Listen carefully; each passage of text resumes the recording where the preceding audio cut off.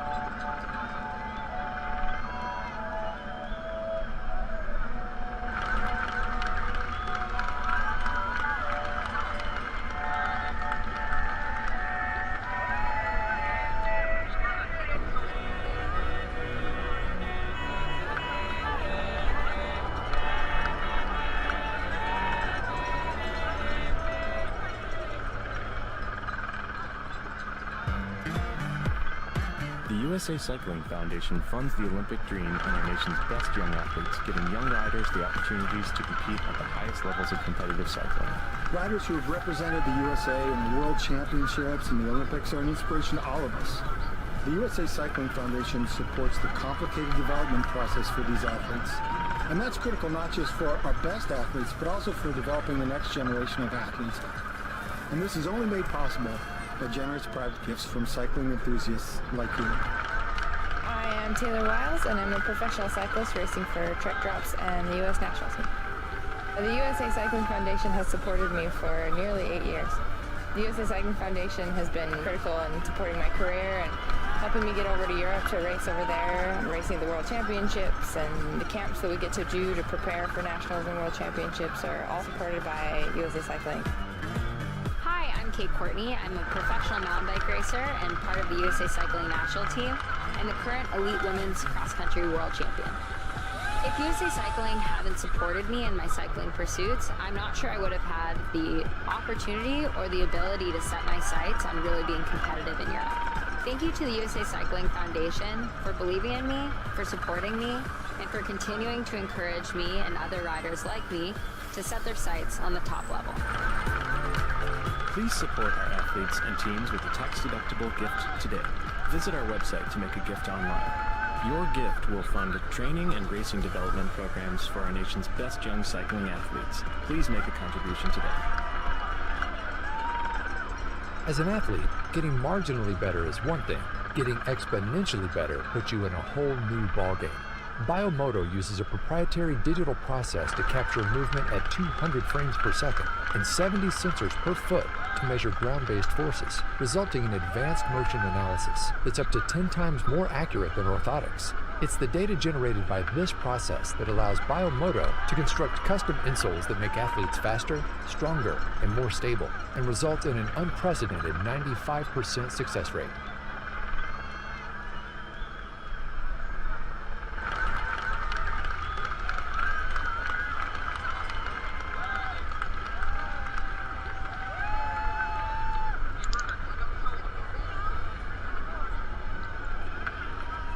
All right, welcome to Echelon Racing League, the Momentum Indy Crit on this wonderful Saturday.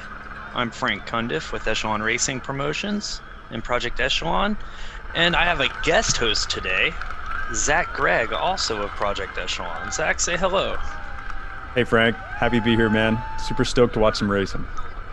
It's going to be some fun racing too. This crit course is different than anything we've been racing the last several weekends. Flat and fast. No slowing down at all. I rode it the other day and there's no slowing in the turns even at 26, 27 miles an hour. Here's our map of the course. It's going to be 1.5 kilometers with 3 meters of climbing per lap. So really it's going to be up to the racers to decide what kind of race they want to participate in, whether it's flat, fast, all out, time trialists, trying to make it difficult the entire race, or if we're going to have some really tactical sprint finishes with, who knows, 40-mile-an-hour sprints in some of these races. It's going to be really interesting to watch. Yeah, I think it's going to be really good. This Figure 8 course, downtown Indianapolis, part of the Indy Bicycle Festival. And yeah, it's going to be super interesting. I'm really curious to see how eager the fields are to chase everything down and how eager people are going to be to try to get away. I think it's going to be really hard for a break to survive on this course, and I do think we're going to end up seeing some sprint finishes. I think it's going to be really interesting, yeah. Hopefully by the time we do this crit next year, we're going to be able to have some cobbles through the start and finish, because downtown Indianapolis has some really unique brick roads, and you can see it on the map right by Monument Circle, that are fun to ride in the dry and really terrifying in the wet. So hopefully we can bring that level of realism next year, but this is going to be super fun to watch. Yeah, it's going to be great. This is our weekend 7 of 8 of the Echelon Racing League. The community events are always the weekend before the pro events. Today they'll be doing the Momentum Indy Crit, and tomorrow the Dirty River course and RGT Cycling Railroads course. It's a gravel race, essentially. Road bikes on dirt roads, which we all love to do in real life. And it's really cool because the traction or the rolling speed on the Dirty River course is significantly slower than a paved road, just like in real life, and that's going to be super interesting to watch. Next weekend we'll have the Tour of America's Dairyland not next weekend. The next race, March 6th and 7th, will be Tour of America's Dairyland, 2 days of crit racing in Wisconsin in the United States. It's going to be super fun to watch and even more fun to race. Definitely, and Dairyland's actually announced their outdoor dates just recently. So hopefully we can get in the true Dairyland spirit and all chug a glass of chocolate milk after we race the indoor races on March 6th and 7th. That'd be fun. That's always the best part of the America's Dairyland is you finish the race. The real race is 11 days long, crits every single day, and you finish the race and they've got kiddie pools of ice and chocolate milk and ice cream, and it is the greatest thing as soon as you finish a hot crit. It definitely is. Yeah. And as someone who's a little lactose sensitive, it doesn't get any less fun, let me tell you, because everybody who's sitting on the sidelines loves a glass of chocolate milk. So just being able to hand that off to a fan or a friend or something, it's still just as fun. And yeah, can't wait to maybe hop in those races myself and see what we can do. Absolutely. So, like we were saying, the community races are always the weekend prior to the pro races, and the top 10 from each day in the category 1-2 races for the men and women qualify for an invite into the pro races the following weekend. That pro calendar's shaping up. There's a few more days of racing on it than there is on the community event. We try not to put community events on weekdays because people work. And they're hard to get scheduled around work schedules. But our pro calendar here next weekend: Indy Crit, Dirty River, February 20th and 21st, and then the pro guys and women on March 11th through 14th. They'll be doing 4 days of America's Dairyland, and we're super excited to announce that we're also going to be doing some hand cycling races as part of Tour of America's Dairyland, just as they do in real life the last 2 days of the race there.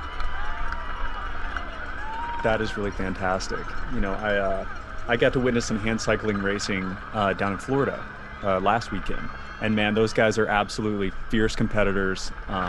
So to be able to provide them opportunities to race on a virtual platform is fantastic. So hopefully we can tune in and have some of those guys on the Zoom cams and really appreciate and observe what they can do.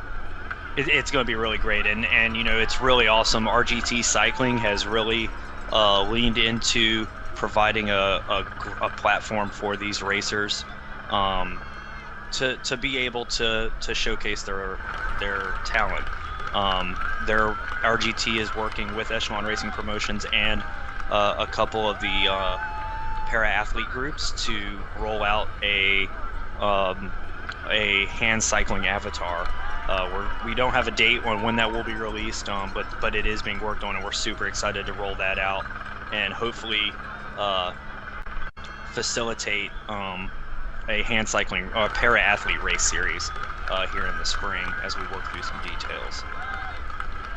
That is fantastic to hear. Yeah, representation matters. So kudos to RGT and all that are involved in making that happen. That's really exciting to hear.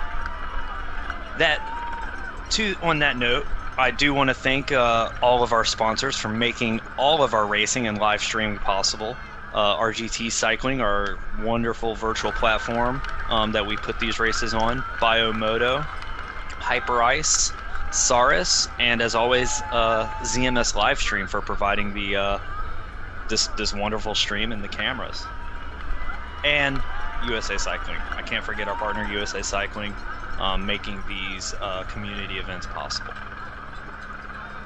Of course. Yeah. What a group too. So we have our women going first. We alternate the women and men who start first every weekend. This weekend, the women will go first, and then on Dairyland's weekend, the men will go first, and the women will get the showcase spot. Looks like we've got, can't see. Looks like we've got 11 in the Cat 1-2 field and 4 in the Cat 3-4 field. It's going to be some good racing. Looking through these names here. Yeah, it's going to be very crucial, especially for those Cat 3-4 women, that they work together and make sure that they're, attentive off the start. I see the race starts in about 90 seconds, so I see some power numbers and some cadence, which is good. Making sure that they're moving the legs and getting ready for that hard start in these crits. Absolutely. It's really interesting when you the starts of these races. They start just like a cyclocross race. You'll see the little race starting in timer down in the bottom right with 5 seconds to go. It'll say start pedaling. Everyone kind of ramps up their power number and their cadence, gets it going, and you kind of launch out like a rocket. And if you're not ready for that, your race can be over before it's ever even begun. and you've done a handful of these races. So are you going to start pedaling with 5 seconds to go, or do you kind of ramp up your effort? I usually start with 3 seconds to go. I'm pedaling the whole time, usually right, after I do my warm up, sitting there doing 1.5, 2 watts per kilo, 150 watts or so. And then with about 5 seconds, I start ramping it up. And with 3 seconds to go, I'm shifting down a gear or two and getting out of the saddle and, getting that number up to 300 or 400 watts, so I can make sure I'm rocketing off with the group there. Yep. So watch those power numbers on the left. So there goes, start pedaling. Yep. Some red numbers and boom, there they go. There we go. Oh, that's a tough effort. We've got some big names in this race too, in the Cat 1-2. We do allow our professional riders to participate in the community races. They get to use these races to kind of recon the courses prior to the pro race weekends. And we do have a handful of them in this race. Holly Larson's in there for Velocity Vixen. We've got Britt Mason and Laura Matson-Coe from Insured, presented by Pedal Power. Britt Mason's a local here in DC. Phenomenal rider in real life, also. Tremendous gravel and mountain biker.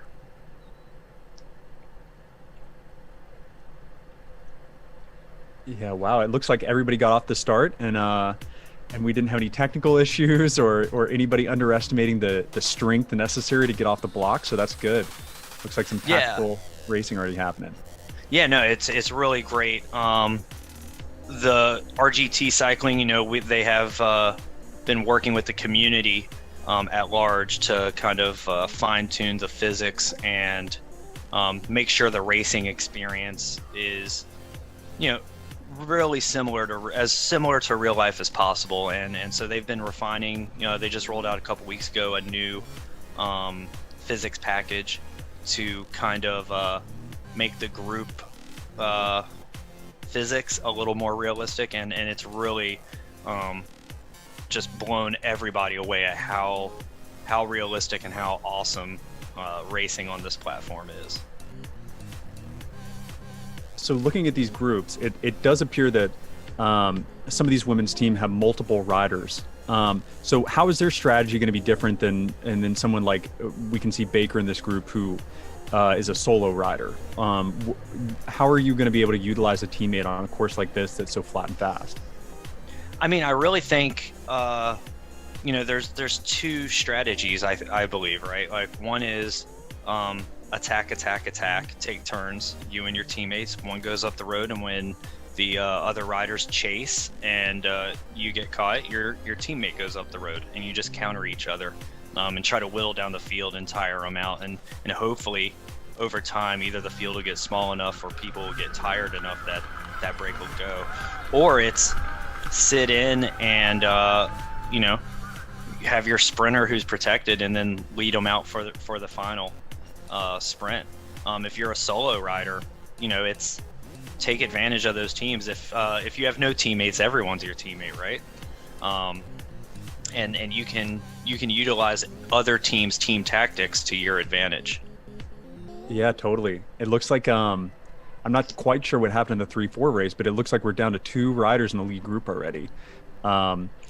So these two are going to really have to focus on working together and just getting closer to that finish line before they start the shenanigans, the antics.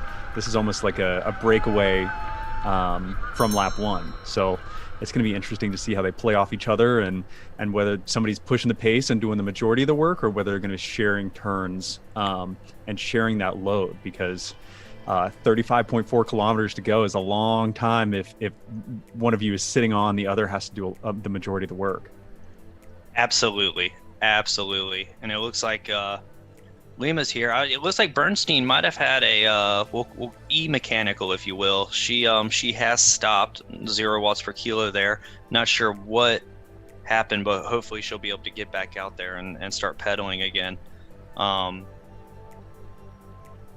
Yeah, maybe it is if you're not used to e-racing, there's always, especially there's a bunch of storms on the East Coast right now. We're covered in ice here in DC, so it could be anything from an internet dropout to a power dropout. like lights, and right. Unfortunately, you know, just like in real bike racing, you know, incidents happen, flat tires, drop chains, and in e-racing, it's your internet burps. Right. Yeah. Looks like we got a series attack going on right here. Yeah, this is a good move by Koi here. She is one of the community riders, and it looks like the field's doesn't look like they're really trying to chase too much here. You know, you got Larson and Sacho on the front there. You know, not really matching the effort that Koi has going on here. Oh, here comes the surge. So you can see the red numbers in the back of the pack where, yeah, they're not liking the solo rider off the front. They want to keep things together, at least for this early part of the race. And there they come. Yeah. Yep. And it's just like real crit racing, right? It's attack. I'll be curious, interested to see if a counter goes here once she is caught. And hopefully, you know, again, if attacks keep going and counters go, we'll see if the field hesitates and lets someone get a little bit more leash, and then see if they can't snap that rubber band. Right. Yeah, and on a flat course like this, where your speeds are so high and it's so much exponentially more difficult to create a breakaway, it really is about just wearing the field down, you know, because nobody wants to miss out. Certainly 5 minutes into a race, you're not going to want to just watch the breakaway ride up the road. So it is about, you know, testing the legs and making people do a little bit more work than maybe they want to. And then those counterattacks start actually having some sting to them and create a little bit more separation than 2, 3, 4 seconds up the road. Absolutely. This is a race where, you know, when as a solo rider a couple years ago, my coach would have told me, sit in for the first half of the race. You're not allowed to do anything until the lap board says 10 to go, just because we know, as fast as the course is and as eager as everyone is, everything that goes in the first half of the race is going to be brought back. Yeah, definitely. And that's kind of a breakaway rider, you know, you really do have to weigh your options of when do you start trying to have an impact on the race, and when you just let things kind of like sort themselves out, everybody's excited, and, you know, maybe let other people spend a little bit more energy before you go to work and try and whittle down the numbers in the field. So that's a good point. In the 3-4 race here, Eastman and Kirby still working really well together, rotating, taking turns, pulling. Lima there doing a steady effort there in third place. Bernstein hasn't dropped out, not pedaling yet. So hopefully, you know, she figures out what's going on and is able to get back on her bike. But Eastman and Kirby here are doing a phenomenal effort working together with 33.7K to go.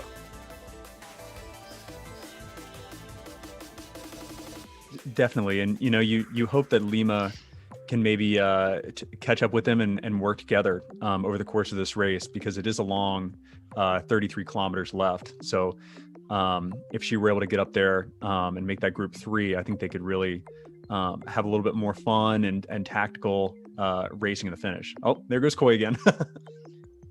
Yeah, Koi is super eager to liven up this race and get away from this field. They're not hesitating this time, though. Laura Matz and Co. Quick to bring her back.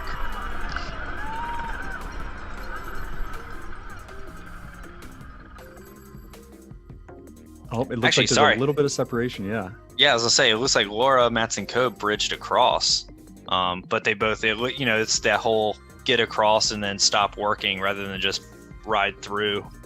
And then everyone looks at each other for a second. That gives the field enough time to bring you back. Right, and I'm just waiting for the counterattack to start. You know, one of the things about crit racing, especially at the high level that these women are at, is that there's a flow to these races where when you bring back a breakaway, the speed will slow down to the whole group, and it leaves everybody vulnerable to a counterattack. So I think you're going to see more and more of that as the race goes on. We see everybody kind of at that steady 3.5, 4 watts a kilo right now. Nobody really able to get separation.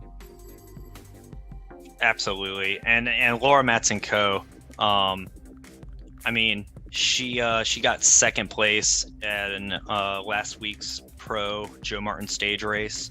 She won stage 2 in the pro, and she's just a huge talent with a massive engine. You look at her number, and it's a little sneaky, but you know, when she gets up to 5.2, her number doesn't go red, which is crazy. Just how big of an engine she has. Yeah, so if I'm in this race, that's the wheel to follow. I believe someone who's super strong and definitely experienced on the platform, experienced indoor racer. Absolutely, she is definitely, in my opinion, the marked rider in this field.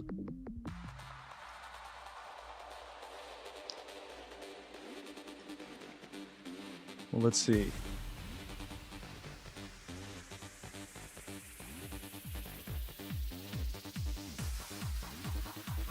Yeah, and you can even see the speed differential of the two races, how much of a benefit it is to have that larger group rolling through these streets of Indianapolis. Absolutely. Yeah, I've been kind of watching that speed, and you know, they've not dropped below 40k per hour except for this one little stretch that's a slight incline, and the rest of the time they're, you know, rolling at 41 to 44k per hour. Really putting out some big speeds here. Yeah, it is super impressive, and for these two women to be rolling along at 35, 36k an hour just between the two of them is also is remarkable. You know, it seems like they really found a good rhythm between the two of them to share that workload and get close to the finish line before they start attacking each other. Yeah, absolutely. And, you know, I think that's one of the fantastic things about bike riding in general, right? Is, you know, whether you're doing, you know, 30k per hour or you're doing 40k per hour, you know, everyone's out there giving it their all. And, you know, riding your bike can be as hard as you want it to be, which is really awesome. It is. And after an effort like this, I bet Eastman and Kirby are going to recognize each other in the races to come. You know, like when you spend an hour with a breakaway mate or one or two other people for that, you know, that distance, that level of exertion, you kind of form an unspoken bond in a way. You look for them at the next race, and you're like, all right, that's someone that I can trust, right? That is going to put out the steady power and be a good teammate, even if we're on different teams. Yeah, you know, that's one of those important things in real life racing and virtual racing where you don't want to, you know, if you get into the breakaway and you're not willing to share the workload there, you know, it can create a stigma. And you know, the next race that you end up in a breakaway with some people, they might recognize you as that person that doesn't want to share the load and will let you go. And as we say that, Coy with another attack. Wow. And they are, again, not hesitating at all.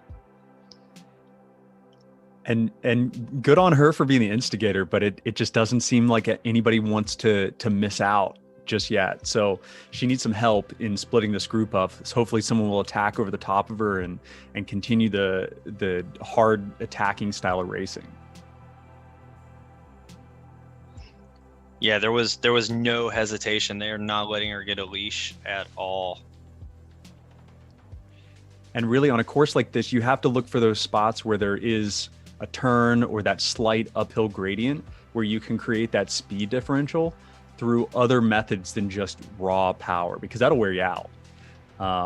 You know, they're still moving at 35, 40k an hour. To get out of the group, it takes a ton of effort. And those really wear on the legs. So, you know, hopefully Coy can keep going and keep attacking, and maybe a couple other people will be motivated to join and help her out in splitting this group up.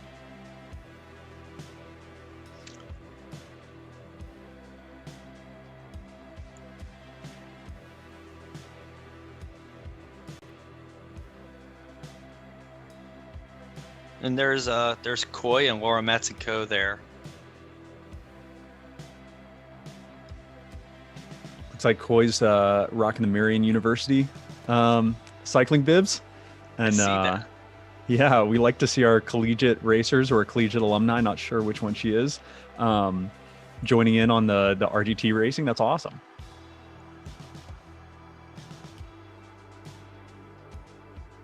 It's always interesting to see people's pain caves where they're racing setups.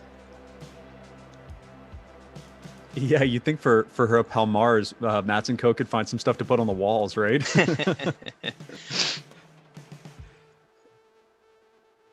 And yeah, it looks like Coy's in the basement, or the true pain cave. You know, no drop stealing there, which is very classic.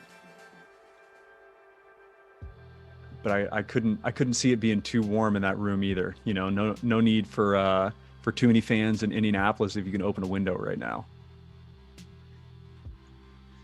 Yeah, absolutely. That's you know, we myself and my girlfriend both ride inside Coy going again. Just not giving up here. She has found her spot on the course, I think. I think there really is a rhythm to this where she just understands that this is the time to go. This is the good place in the course. Oh, and out of the saddle. Yep. That's a solid move. She is all in on this one. She's got a good gap there. It'll be interesting to see if some of the teams that have multiple riders don't try to send someone up to bridge and join her. Oh, and this is that painful part of the effort where she's really got to settle in and hope somebody joins her without bringing the whole group.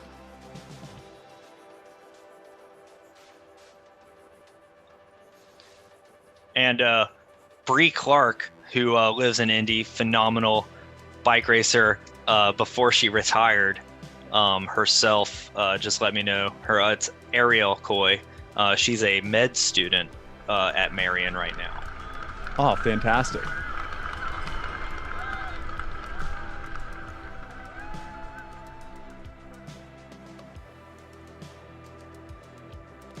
I think that's one of the really phenomenal things that you always learn about bike racers is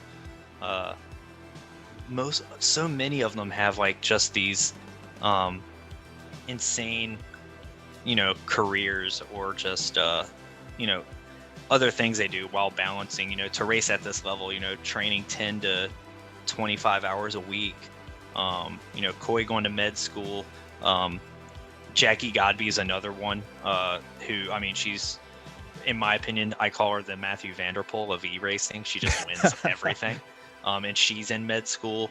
You know, Andrea Dvorak, who was a phenomenal pro racer for many years, was a practicing lawyer while, like, you know, winning Cascade Cycling Classic.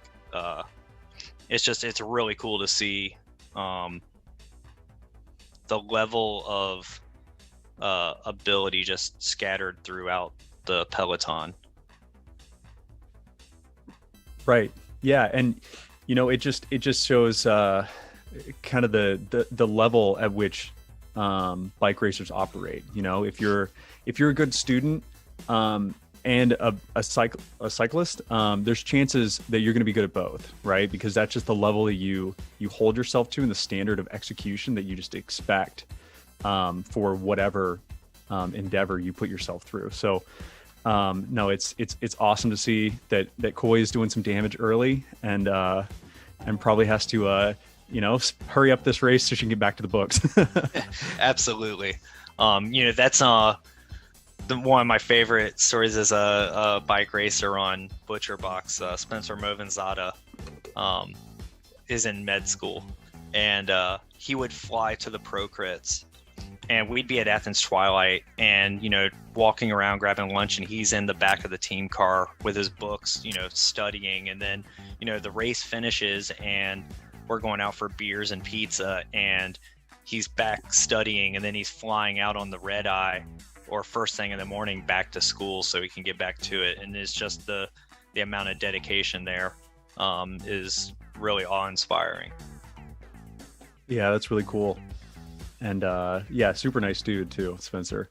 He is one of the nicest people on earth. Let's see. Let's see if Koi finds her same spot on this next lap and goes for another flyer. If she's going to rest a lap in between the attacks this time. It's really fun, exciting racing. Hopefully, these women will stop giving each other a free ride back up to the breakaway and start creating some separation, because poor Koi is going to be really tired by the end of this race if she's the only one who's making these breakaway attempts. Absolutely, and if you just saw, she just made her way back up towards the front of the bike race from sitting in the back, getting ready to launch. I'm imagining.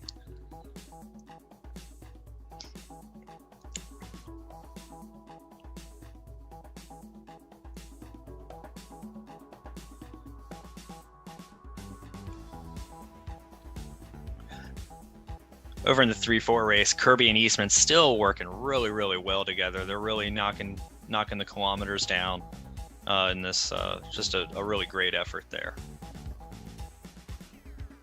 Yeah, and it does. You can see the drafting effect on RGT where, there is a little bit of gap forming, but you can see that there is a difference in the power numbers that you have to produce to be on the front versus in the draft. And that's the green number up in the top left underneath all the other power numbers. And so as Eastman closes this gap down to Kirby, that number will increase until she's right on the wheel, and it's as much as 50 to 100 watts. Yeah, and what's interesting is if you look on the bottom left of that little UI, that 180, 90 watt number, that is the minimum power she has to do to stay on that wheel and stay in the draft, whereas that 120 number on the right side is what she has to do to get around that rider. With her power number turning red, that's essentially saying that's the avatar hitting the e-brakes, if you will, and saying, hey, you're running into the back of this rider, and when that number goes red, you're wasting energy. You're pedaling your bike, but your avatar is not going anywhere, and to get around a rider, you kind of have to push through that to activate your avatar going around like she's doing right now. Yeah, and these racers are so in tune with that, and they're especially in a course like this where there are limited undulations. They are not wasting any energy, and we could scroll to any one of these women, and that number is rarely going to be going red. They are very efficient, and you have to be, because the racing is very difficult at this level. Yeah, it's a whole. We like to compare it with in real life road racing, but it really is its own discipline. There's particularly RGT cycling, because there's the putting out power aspect of it, but there's also a lot of tactic and thought that has to go into where you're putting the power down, how you're putting the power down, what wheel you're following. There's a lot of data on your screen. I mean, the riders are seeing exactly what we're seeing on the screen right now, and there's a lot of data to process while riding in a hard, fast crit, riding in the red. And as we see, I think Koi might have made another breakaway while we were watching the other race, because she's just coming back into the group with Laura Matson-Co. Yeah, it looks like Laura Matson-Co is not really trying to ride away from the field. She's not trying to get a breakaway going. It does seem like she's just kind of marking Koi, letting her go up the road, bridging up, and just sitting on her wheel and seeing if she can't catch a free ride. That is the kind of savvy you'd expect from Laura Matson-Co.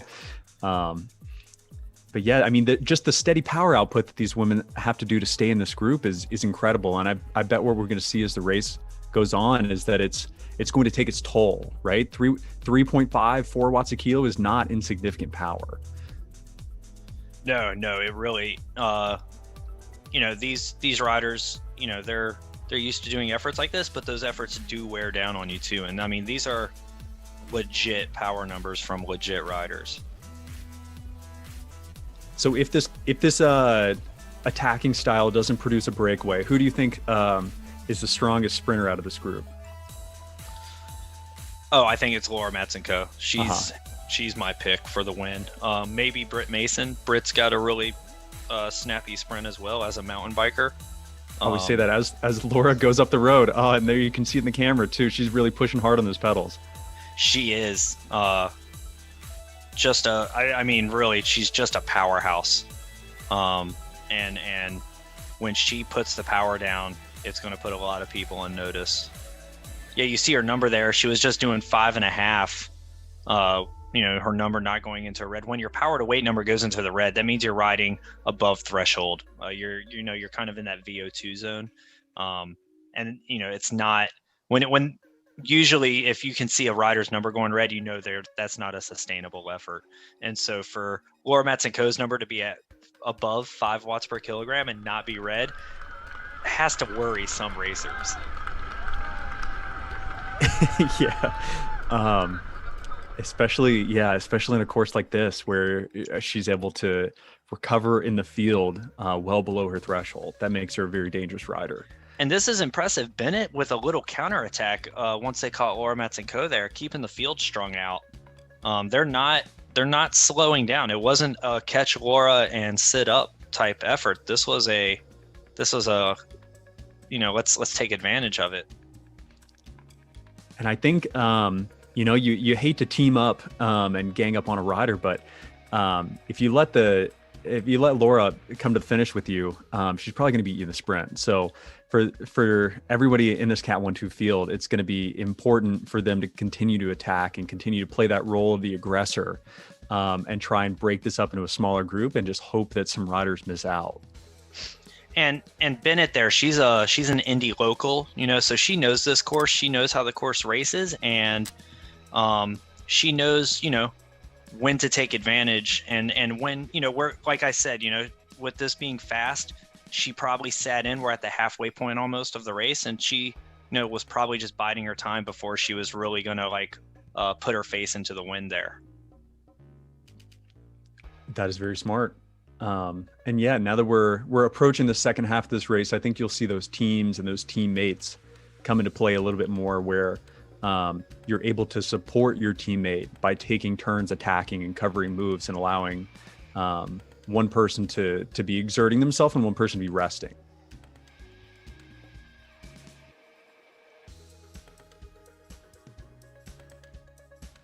And it's almost fortunate in this race that we don't have one team with 4, 5, or 6 riders really putting everybody under duress. It's kind of a level playing field for most of these women, where they've got one or none teammates, which is nice. As this group is only 10 riders, you'd hate to have 4 on the same team and have that be a determining factor instead of just racecraft and savvy and raw watts. Absolutely. There's Laura Matsenko going to the front again. She's also the, in real life, she's the 2019 35-39 cyclocross national champion. So definitely has some Palmares out in real life on the bike, as well as some phenomenal results in e-racing. That is super, super impressive. So she's probably used to these snappy efforts and this explosiveness, and she seems really well-rounded from the races that I've observed her in. Yeah, I imagine e-racing races very similar, especially on a crit like this. Probably races very similar to a cyclocross race, right? It's about a 45-minute to an hour effort, and it's jump, attack, short attacks, and then sit in, just at threshold or just below. Right. Yeah, totally. It's the cyclocrossers and the rowers who seem to have a lot more success than you'd really anticipate, because cyclocross has such a handling component to it. And man, it's something about those rowers, just the raw power. Absolutely. And the mountain bikers, for that matter. Mm-hmm. I mean, Matt Usborne in the men's pro races, just him and Ben Thomas, Olympic mountain bikers for their countries, Canada and England respectively, just obliterating the field, just massive power numbers.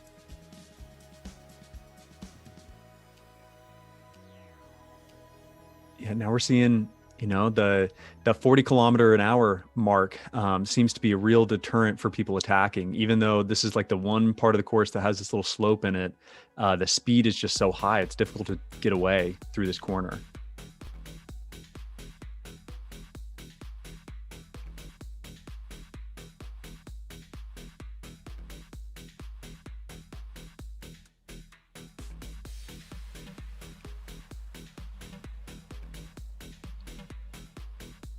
Looks like Kirby yo-yoing a little bit off the back of Eastman there, but they're back together. Really still seem to be working really well together.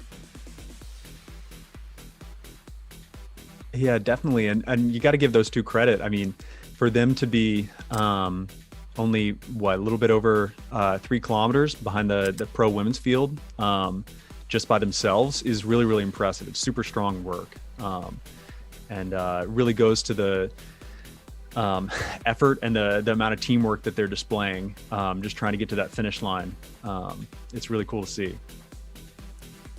I'm sure they'll be sending each other messages after this, because you don't often forget a 2-person breakaway, especially an event like this. You know, if this was a real indie crit and these two were off the front by themselves, that'd be a really special day out. So hopefully they're as stoked with this effort as you know you'd hope they'd be. Especially a 2-person breakaway for 36 kilometers. I mean, that's a long day on the bike.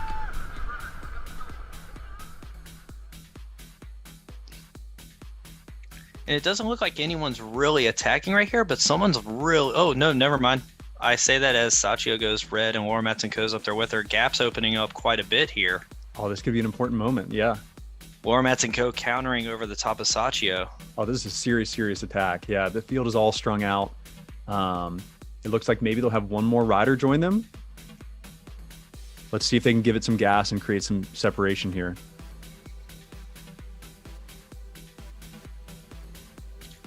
Oh, looks like they're going to get brought back together. I'm curious to see if we see a counter, though. Yeah, here's our early race Coy MVP. with the counter. Here we go, Coy.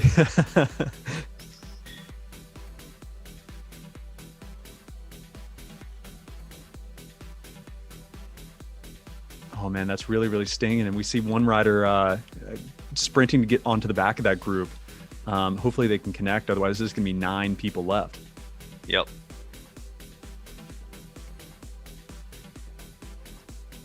Let's see. There goes another counterattack. This time it's Leonard.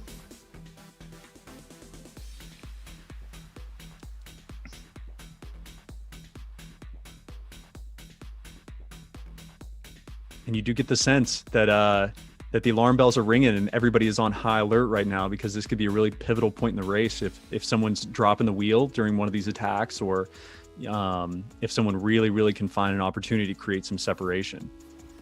Yeah, you know, we've had, you know, a handful of counter moves off that original move earlier in the lap. You got to imagine people are getting tired, and you know, if there's another counter here, if not the next one, the one after that, one of those, you know, is really going to shatter the field, I think. Oh, and as a breakaway rider, you just want someone else to do it for you. You know, like you don't want to be the one who's left hanging. And there goes Sachio again. Oh, this could be it. See, 10 meters of separation, 13 meters of separation. Oh, this is gonna hurt. Yep, she's got to stay with the effort and see what happens. It looks like there's a real stringing out effect in that group right now.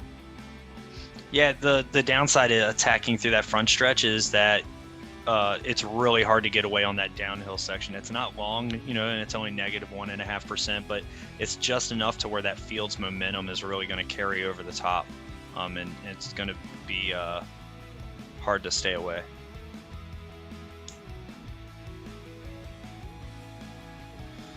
And there goes Coy again. And that's a great counter move by Coy. She's really getting some separation there. It looks like everyone kind of hesitated for a second.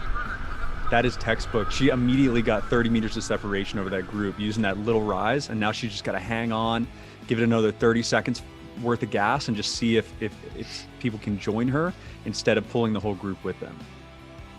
This is strong. This is smart racing by Coy. This is great attack. And you're looking at the power numbers, like there's a little bit of a swirl there, but no one's really putting out a big effort to get up to her. No, there's definitely some reluctance, and maybe these lapped riders will give her an extra little aero boost through that corner and help her continue to create that separation. If I were any of these riders except Laura Matson-Coe, I would just let her chase. You know, oh, absolutely. This is an important time where you're trying to make your competition do the work for you. Yeah, especially with Matson-Coe having a teammate there in Britt Mason. You know, I would definitely leave it to that team to do the chasing. Yeah, and it seems like Coy is able to hold that gap right at 40 meters, which is, you know, a couple seconds of a gap, so they can still see her up the road. And so we're just going to have to see how they play this. It'll be interesting to see if, oh no, Laura Matson-Coe got blocked in by the lapped riders. You know, that's one of the big things with RGT cycling is there is collision detection. And so you can get caught out. And Laura Matson-Coe said, I'm not getting caught out anymore, and sprinted to the front. Fortunately, she just hit the nitrous there for a second, but man, that was that was a tense moment. You gotta stay on your toes when you're passing those lapped riders. You will get stuck going through a corner, much like real life. You know, it's impressive. Coy here on her webcam and Matson-Coe both look super comfortable right now. Like Coy's not really dying on the bike right now. She's, you know, riding within herself, which is super impressive.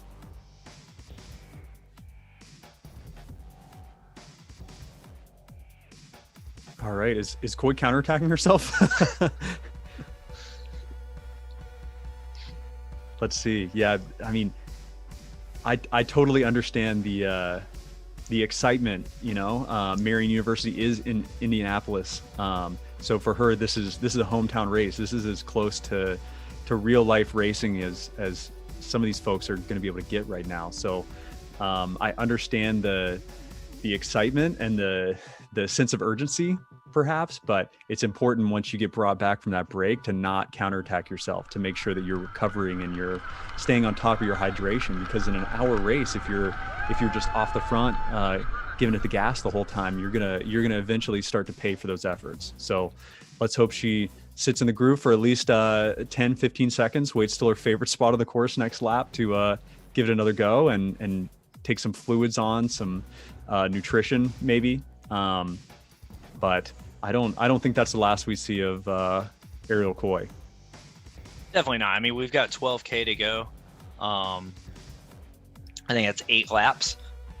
So, you know, we are getting down. We're less than 10 laps to go, and it'll be interesting as we get to the business end of the race here, how this is going to play out. I definitely don't think I definitely don't think these racers are going to sit in and wait for a sprint, though. We're going to see some fireworks. Oh, let's hope so. This is this is a unique course on RGT because it is I think one of the more easy courses from a technical standpoint, where these riders can just kind of ride and they don't have to pay as much attention to course features and details as some of the other courses, which are very technically demanding. So hopefully we continue to see this attacking style of racing where they're not having to worry about braking or uphills or downhills, and it's just all about finding moments within the flow of a race to lay down the power. Yeah, and Matson-Coe's been, you know, patrolling the front since Coy's last attack. It'll be really interesting to see if Matson-Coe is not the one that sets off those fireworks as we get down towards the end of this race. Definitely. You know, in this course in real life is just about the widest crit course I've ever seen. I was watching some videos this morning of the course, and it is fantastic. It is a bike racer's course. It's flat, very wide roads, and I can only imagine the just density of spectators around the entire course and how exciting it must be for everybody because this race is probably averaging close to 28 to 30 miles an hour consistently for the whole race, because it's pretty decent road surface, it looks like, and it's just flat out, very wide turns. There's not a very restrictive section on the course, so it's just big power all day in that race. Yeah, that's definitely a crit racer's crit course. It's just technical enough where you have to pay attention, but it's open enough to where you can really get the speeds up there and put out the power.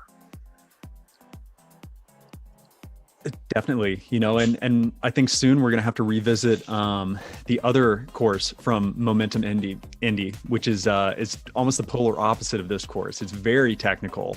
It's tight. It's less than a kilometer long.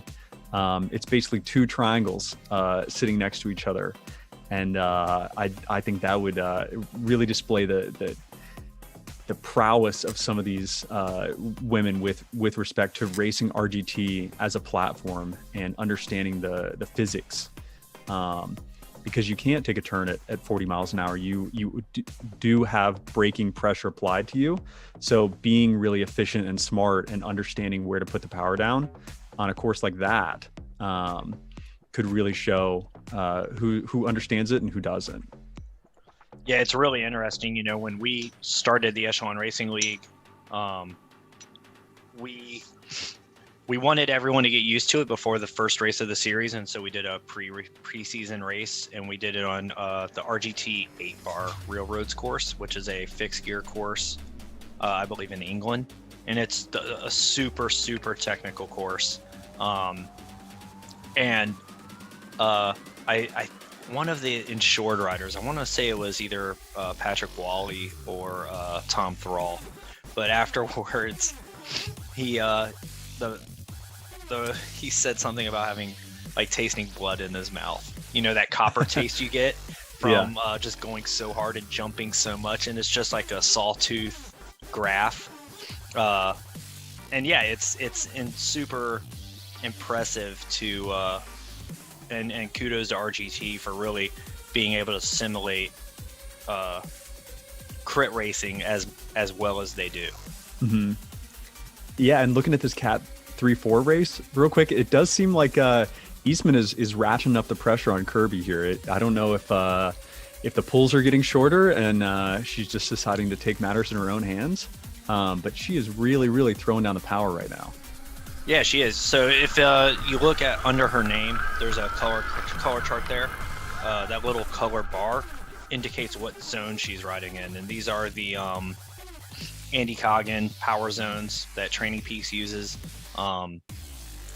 Zones 1 through 5. Blue is zone 1, green is zone 2. Green is zone 3, yellow is zone 4. And then the burgundy and the red is zone 5 and higher. So yeah, seeing her, 4.6 watts per kilogram riding, zone 5. Yeah, she's not taking it easy there. She's not letting Kirby get a free ride for nothing.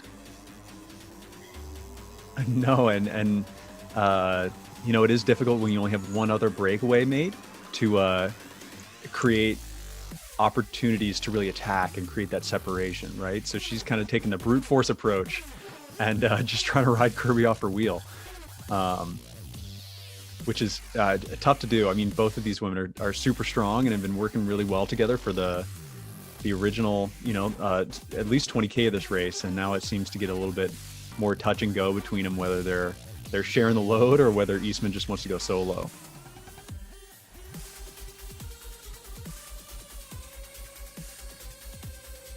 Yeah, I mean, at these moments in that race, it looks a little bit tougher than the other race, man. They're not cooperating at all anymore. I think that we're going to see a very pivotal split here in the Cat 3-4 women, whether Eastman is able to go solo or whether Kirby's just going to let her tire herself out and then go for the counterattack.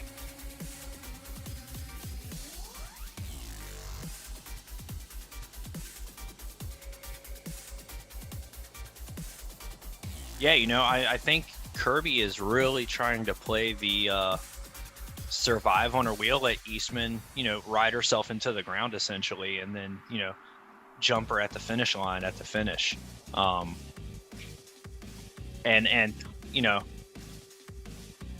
That's the negative effects of that brute force approach that Eastman is taking, is if you can't ride that rider off your wheel, you're putting yourself into a tough spot for the finish. Right. And Kirby is just, putting on a clinic on how to draft and save energy. I mean, you can see Eastman is at 4.5 watts per kilogram, and Kirby is at 2.5 to 3. Oh, as we switch over, and Ariel Coy is just putting in the work again. This is fantastic. With Bennett coming across to join her, these are some local racers that again know the course, most likely know each other and have ridden and raced against each other, and so they know when to chase, when to not chase, and when to jump across. Yeah, as we say that, there's kind of a swell again. And you definitely got to wonder what the different teams' strategies are at this point in the race. We've got 7 kilometers remaining, and with them moving so quickly, they're going to run out of time to really split this group up if they're not motivated and determined to do it soon. Yeah, I mean, we're at 7K, just under 7K to go. We're coming down to, I think when they cross the finish line or the lap line, they'll have 3 laps to go. Wow. Okay. It's really, it's really getting to crunch time. And, for someone as strong as Coy, it might be a time to take a lap off, and go for that 2K to go flyer or that 1K to go flyer where she's able to create some separation while everybody else is gearing up for the sprint. That is a tried and true method to foiling the sprinters in a crit. So let's hopefully some of these riders are preparing for a late race strategy such as that, because that'll make for a really exciting last couple kilometers. Oh, Kirby! Oh, wow. Kirby attacked Eastman. She did not wait for the sprint. Impressive move by Kirby. Eastman really having to dig there to get back on Kirby's wheel. Oh, that just looks so painful. But good on Kirby. If they're not working together, then somebody's going to come out ahead on that exchange. And it just seems like Eastman was just doing so much work there for a little while, that Kirby was really able to take advantage when she kind of sat up to take a breath or take a drink or something like that, and was able to push on without her.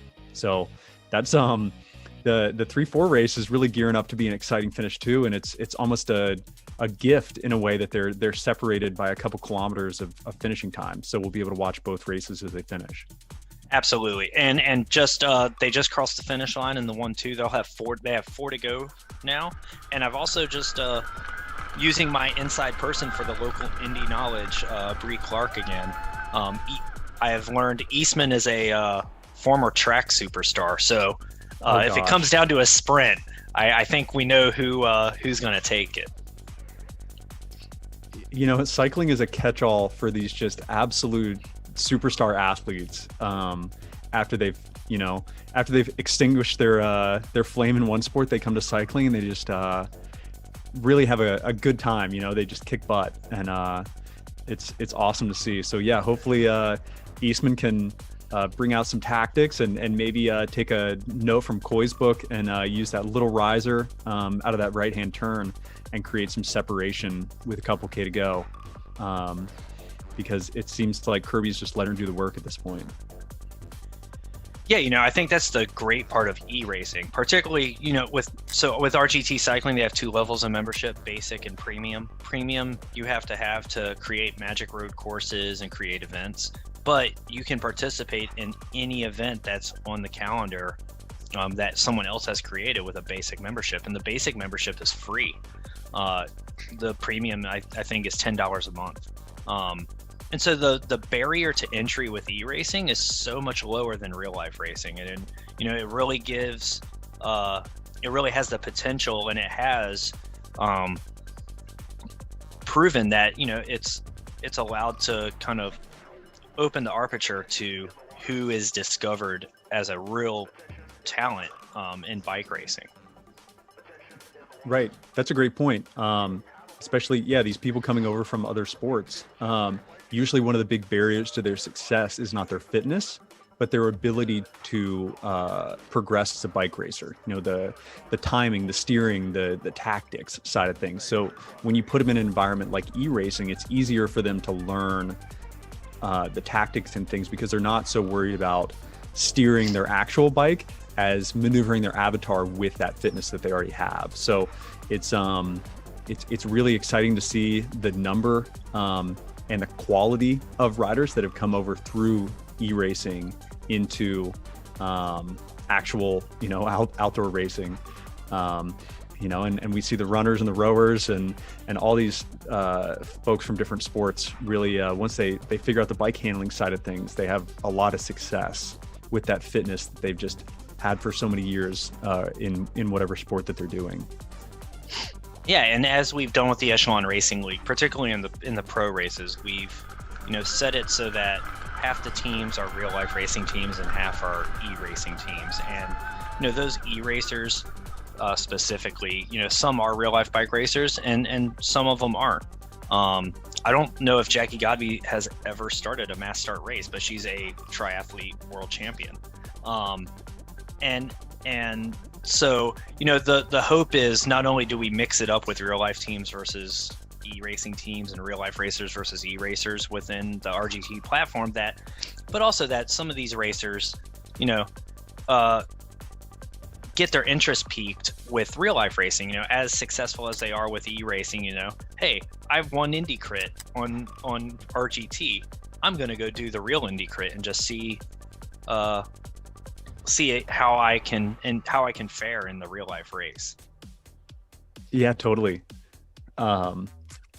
And you would hope that, some of these folks go to Indianapolis next year and are able to ride over the bricks and feel the speed and be a part of the really fantastic experience that is Momentum Indy. And we haven't even, with 3 kilometers left in this women's race, we've kind of passed over all the great things that happen at Momentum Indy. But they have youth races, they have all kinds of events that are accessible to all people who are interested in cycling. And the proceeds from that event goes to support youth cycling in Indianapolis. So all in all, we can't urge you any stronger to participate in Momentum Indy, whether it happens in 2021 or certainly in 2022. Yeah, I'm really looking forward to actually racing a bike in real life again. I enjoy e-racing. I enjoy riding my trainer, but I do really enjoy races like Indy, or Gateway Cup, or any of the phenomenal races that we have in the United States, where not only do you get to, it's kind of like a family reunion, right? You're lining up against the same people every week. Get to give some high fives and say, hey, how's it going? And then just see all the fans, see everyone that comes out to watch the bike races, and gets to enjoy the bike racing itself. Definitely. And we have about a lap and a half to go in this women's 1-2 race, and it seems like you can kind of see the teammates are starting to cluster together in the group a little bit more. Everybody's just kind of doing their turn to maintain the pace, and I think either it would have to be some superhuman effort for a breakaway to form at this point and stick, because it seems like everybody's kind of resolved for a bunch sprint at this point. And that could be commentator's curse, and I hope it is, that we just see some absolutely amazing efforts here in the last 1.8K of this race. But with the speed being so high and the way that they have tracked each other this entire race, I'm just not sure. I'm hoping for that 1K that 1 kilometer hero. Yeah, come on, Coy. Right. Well, and we've got the Velocity Vixen girls, Holly Larson and them. We've got Sacchio. There's a couple riders, Baker, that we haven't really heard from as we come around for 1 to go now. Who they've been keeping their powder dry, and hopefully are waiting to start those fireworks. Right. Yeah. And you can kind of see, going up into the red numbers, and either they're stretching the legs or moving up in the group to try and make sure that they're represented near the front while not being at the front. It's tricky with this duration of event left on a flat course. You really have to give it some gas if you're going to make separation happen. But you never know if that leader's power number drops very much lower than it is, it's going to open them all up for an attack. As you can see, Roncanian is surging to the front, but they get to the front and then they kind of let off a little bit.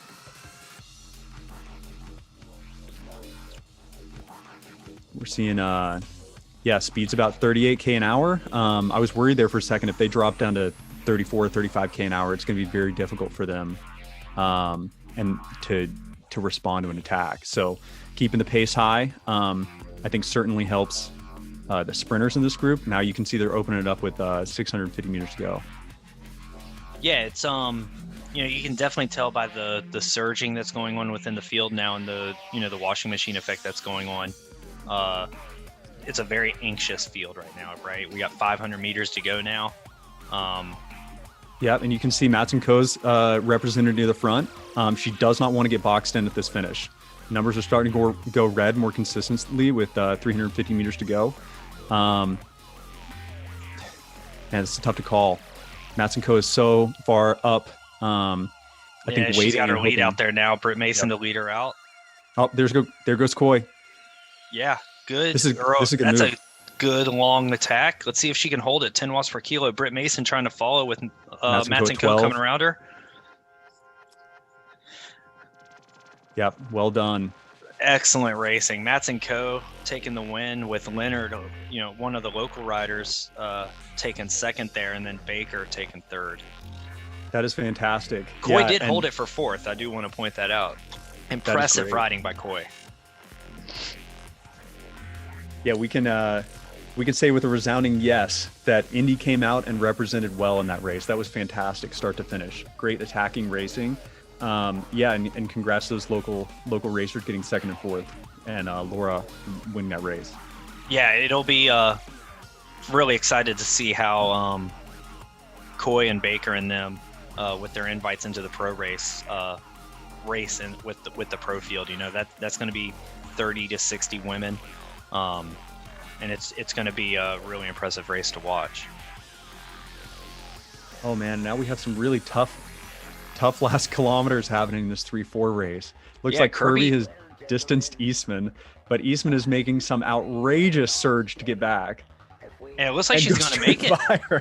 That's that track sprint that Bree was talking about, right? She was 7 or 8 watts per kilogram for a good 20 seconds there, and it's still doing it. She went over the top and just kept riding. She's making Kirby work to get on her wheel.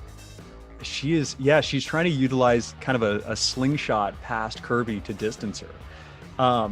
Man, I think I might have to retract my statement that these two are going to be looking out for each other and buddies after this race. This is tough racing.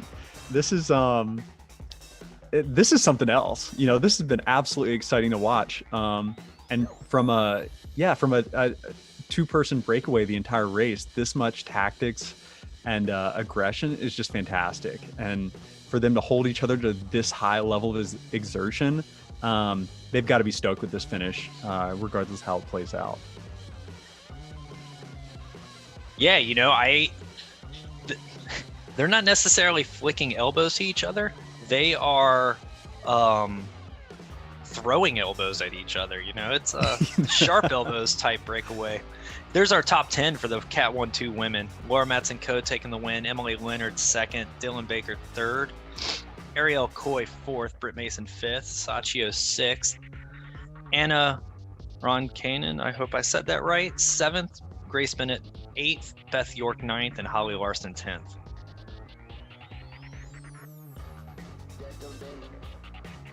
Great racing by all of them.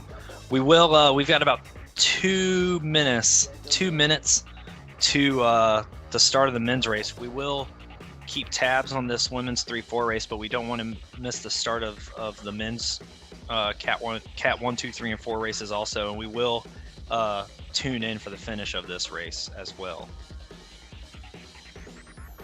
Yeah, we're gonna have the CMS crew is gonna be working overtime, tabbing between all the different races, because we do not want to miss the end of this women's 3-4 race. We're invested at this point. And you know, it just has been fantastic racing, and 5.5 kilometers to go, maybe 7 total minutes of racing left. You know, at this point, it could be a question between who's fueled better, who's got the best indoor pain cave setup, whether they're being cooled off by a fan or not. You know, a lot of factors go into something like this where, you know, of course, outdoor racing has its own list of requirements to be successful, but the indoor racing is its own thing entirely. So hopefully they're drinking their mix and having the food and paying attention to all those things that are happening, aside from them just pedaling their bike. Yeah, and here's our men's starting grid. Cat 1, 2, 3, and 4, all racing in separate fields. Big numbers in these races. And they are off. And everyone in the red on the Cat 1 race, and Cat 2 race, and 3, and the 4 race. Just It's really... Yeah, no, I mean, they are not... This is not your... you know, it's a crit start, right? We're going out hard. And, you know, I think RGT races tend to race very similar to real life races. In that the first 20 minutes is just hang on and wait for the lull. If you can make it through if you can make it through the first 20 minutes, you should be able to, you know, hopefully make it to the finish. And what we've noticed is the hope, yeah. And we've noticed these Cat 1 races and Cat 2 races usually have about the same speed. They, you know, our category system is a pilot effort. The categories are self-selecting.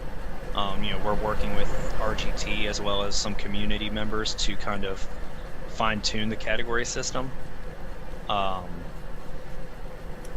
And it'll be really interesting to see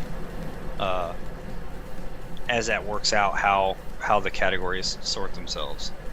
Mm-hmm. You know, and all these folks are competitors, and they want to win and they want to do it correctly. So you're not seeing people catting down in a way. You know, they're looking at the requirements to be in a certain category, and if they fit, that's the one they go to. So nobody wants to be a off the back of the entire race, but they also don't want to blow out win. You know, they want to earn it. So the category system, in my experience on RGT, has been very successful in that, you know, we're seeing groups come to line in almost all these races. Yeah, no, they've really worked themselves out really well. And yeah, kudos to the community for, you know, with it being a self-selecting category system. You know, 99.99% of the riders do pick the correct category, and if they think they haven't, they you know, they upgrade themselves the next race. That's the community's been really great with serving some fair racing. Totally. You know, and in our Cat 1 race, I see a lot of the familiar names from the pro racing, where, you know, these guys are using this as a warm-up recon for next week. Yeah, and we're back over at our 3-4 race real quick in the women's field. Eastman and Kirby, they've got 2 laps to go, 2.5 laps to go. We'll be sure to watch that whole last lap as we get in there, because, again, we're definitely invested in that race, and we are. I want to see how it plays out. I'm excited about the finish of that race.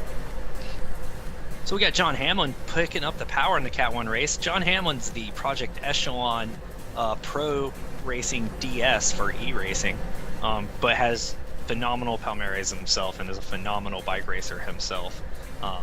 And it's always great to see John mixing it up. Oh yes, and I think on a course like this where it's savvy and it's you know, there's a lot of brain power going into what moves do you follow and how do you do it and where do you stay in the pack. I think John's going to have a really good chance at some results instead of just, you know, I see Charlie Rebell in there, some others who might not take as much of a tactical approach and might just be you know, just pushing out as many watts as they can possibly produce. Yeah, Hamlin is hands down one of the smartest criterium racers I have ever met in my life. Just brilliant. And now we're looking at the Cat 2 men, and it seems like most of these people have made it off the start line together, which is fantastic to see. You know, on a flat course like this, you want to make sure that there's no dropouts, nobody underestimating the difficulty of the start. So to have 30 some odd folks in the pack after 2 laps is awesome, as we see McLaughlin go off the front. Yeah, 34 riders online. That's including a camera. And there's 32 in this field. So, you know, phenomenal. Again, that physics upgrade or physics update that RGT did, you know, it's really created some great race tactics. McLaughlin here really going deep early in the race, 33.5K to go. He's got a good gap, but 187 BPM, man. I'm having a heart attack thinking just I know. That. But I think what he's going to experience here is the same thing we saw in that women's race. Nobody wants to miss out. So hopefully somebody is able to counterattack and go over the top and maintain this this herky-jerky, surgy kind of racing. Oh man, look at this update in the women's 3-4 race. It seems like Kirby has just put the dagger in. Yeah. Unbelievable. Eastman not trying to chase at all. Kirby really committed now, and I mean, just gone. Wow, and that goes back to the point we talked about earlier with fueling and all the things that go into to racing on this platform, other than just putting down the power. Because it seemed like, you know, Eastman definitely had the power, and whether she used too much of it too early or you know, just bonked or what the deal is. You know, with 2K to go, it seems like we've shored up first and second place in this race.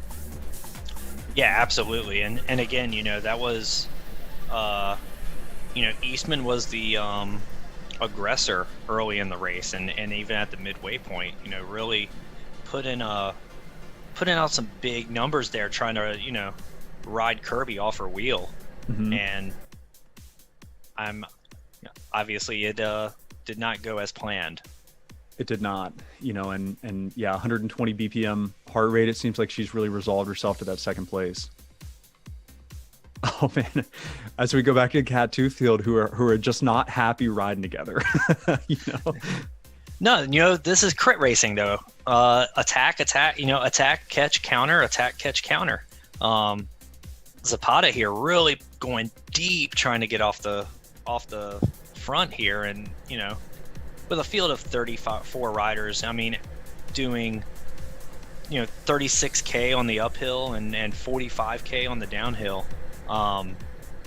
You know, it's just like in real life racing. You know, if the field's averaging 28 miles an hour, most likely a solo rider's not going to stay away for 30K. Right, and that is one of the tricks in e-racing too, is having people able to follow your attack. You know, because a lot of the times one person will go shooting out of the group at these astronomical power numbers and then be all alone off the front, where what you actually want is cooperation, you know, because it's going to be very difficult for one person to hold off an entire field of riders. But if you have 4, 5, 6 riders with you and you're sharing that workload, then it becomes a lot more of a high pressure situation where you might be able to convince the field to let you go. Yeah, you know, that's, I think that's the part that a lot of people forget when you are looking at how to, when you're looking at how a breakaway is going to stay away, right? It's 50% the rider or the breakaway doing the work to stay away, but you know, there's also a large portion of, I don't want to say laziness, but allowance by the field to let the breakaway go. The field has got to say, I've had enough, we'll catch him later. That's the only way breakaway succeeds. As we see, I see Josh and Mr. Gussie repping the Jack Crew Project Echelon kits. That's always fun to see. I know Josh is actually a fantastic BMX racer as well. Yeah, Gus is our official results person for the Echelon Racing League. Lives over in England and has coded out our entire results platform for us, and we really do thank him for that. As we were seeing the end of this women's Cat 3-4 race that has given us so much entertainment and excitement, thank you, Kirby. Thank you, Eastman. This has been fantastic, and congratulations to Kirby for the win. Yeah, phenomenal riding by all three riders. Just really great racing. Yeah, tremendous effort by everyone.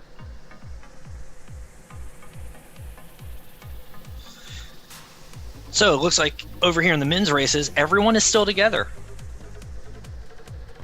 Everybody is still together. Yeah, and to your point, the Cat 2 men's race and the Pro men's race almost have the exact same distance to go. So there is almost no speed difference between any of these fields at this point. Everybody's just ripping along, trying to figure out each other and what their move is on how they intend to win this race.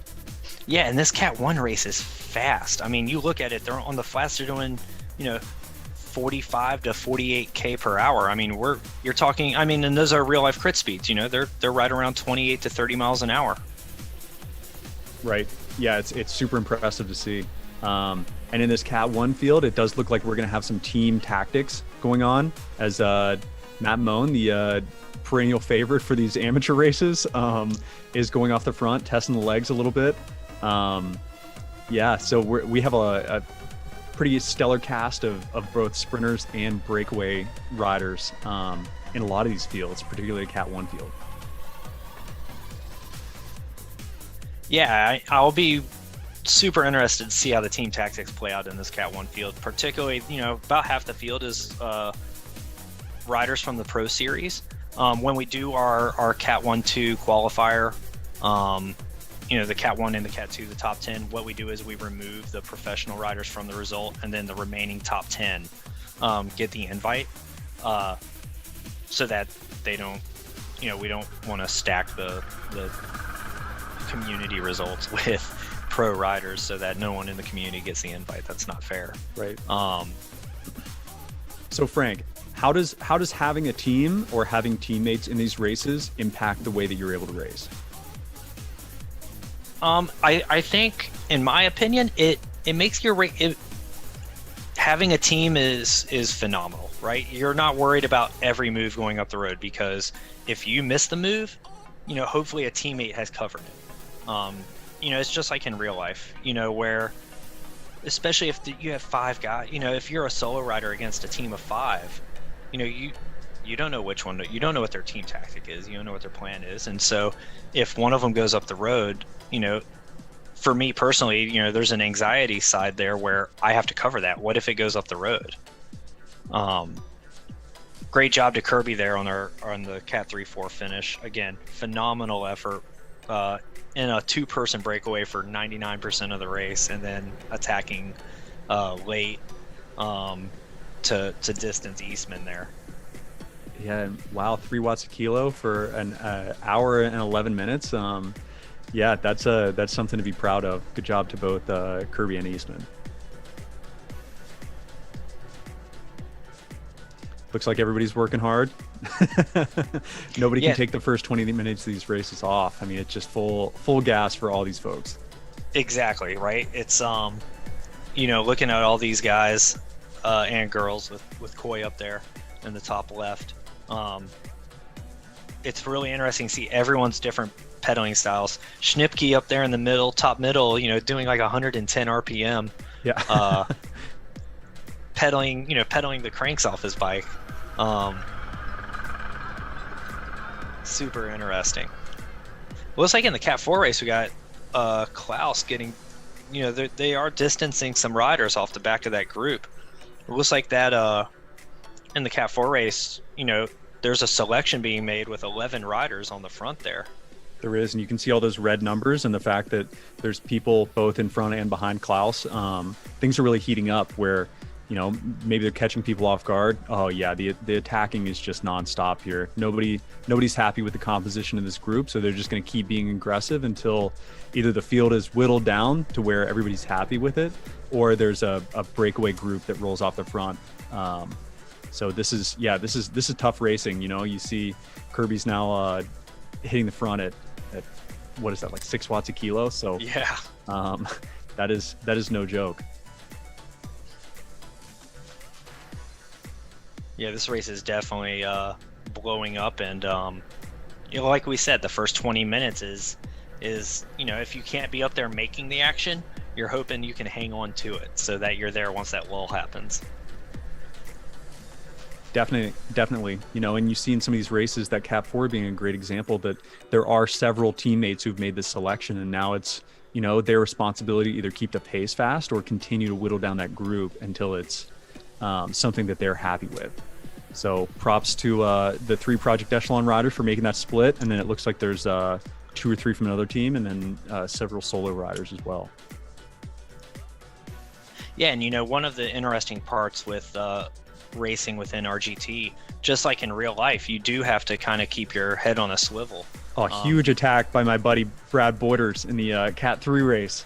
Brad, man. Brad has been phenomenal at RGT racing. He upgraded a couple races ago from Cat 4 to Cat 3 after soloing a Cat 4 race, and I believe he got 3rd place in the last Cat 3 race. Really just improving time and time again, and really a savvy bike racer.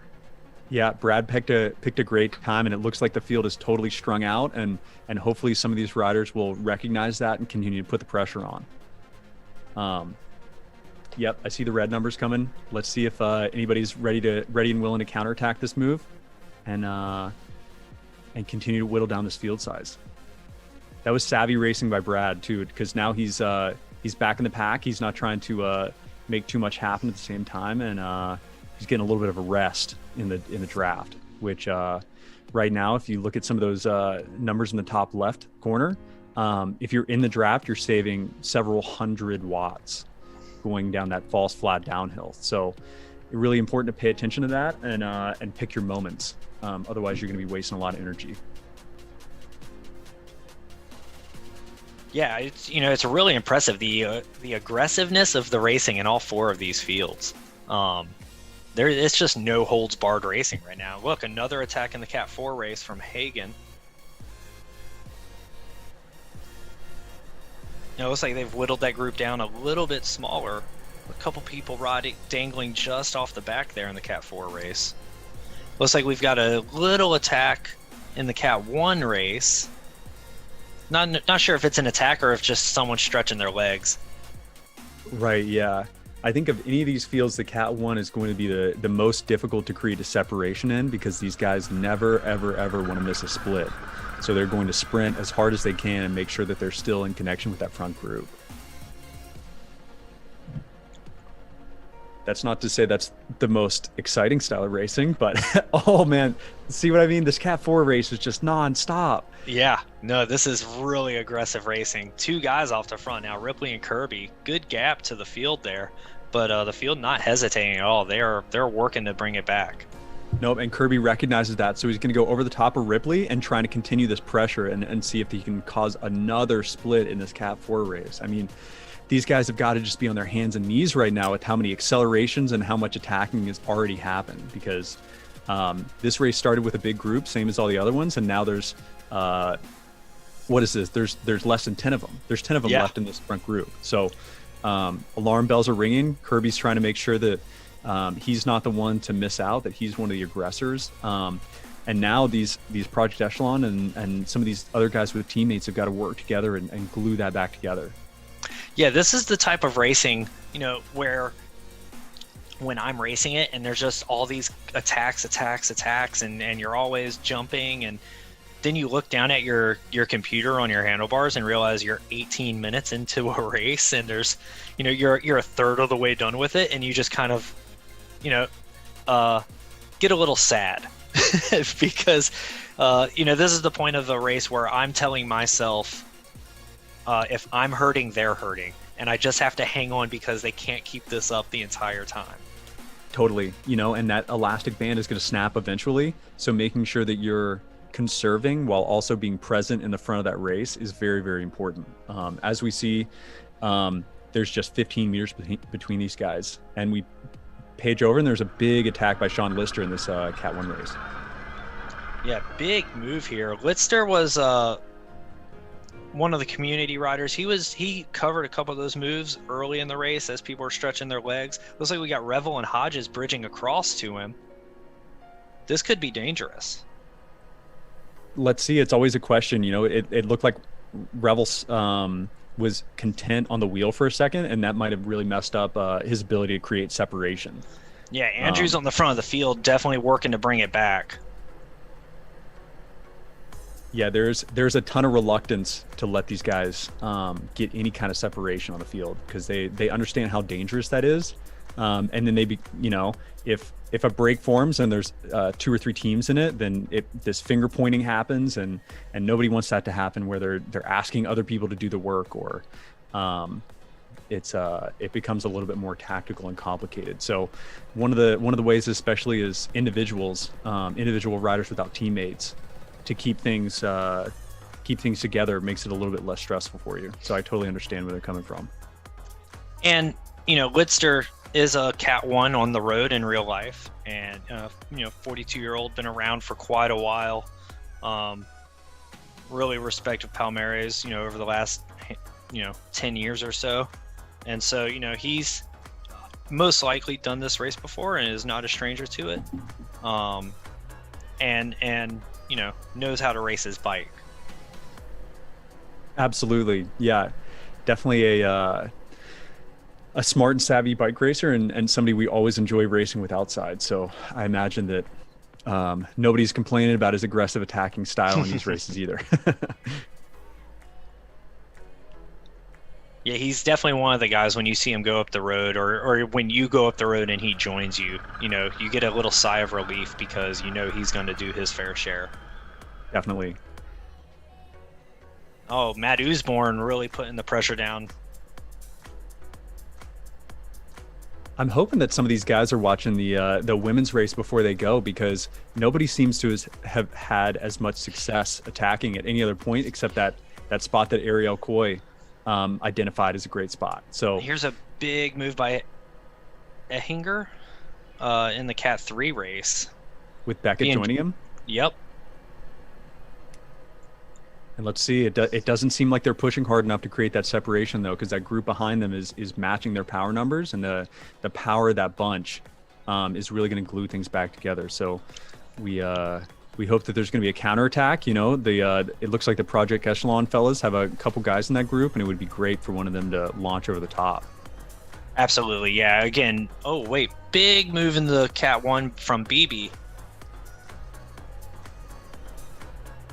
But again, yeah, the thing with this Cat 1 race, Zach, in my opinion, is they're doing 50K per hour.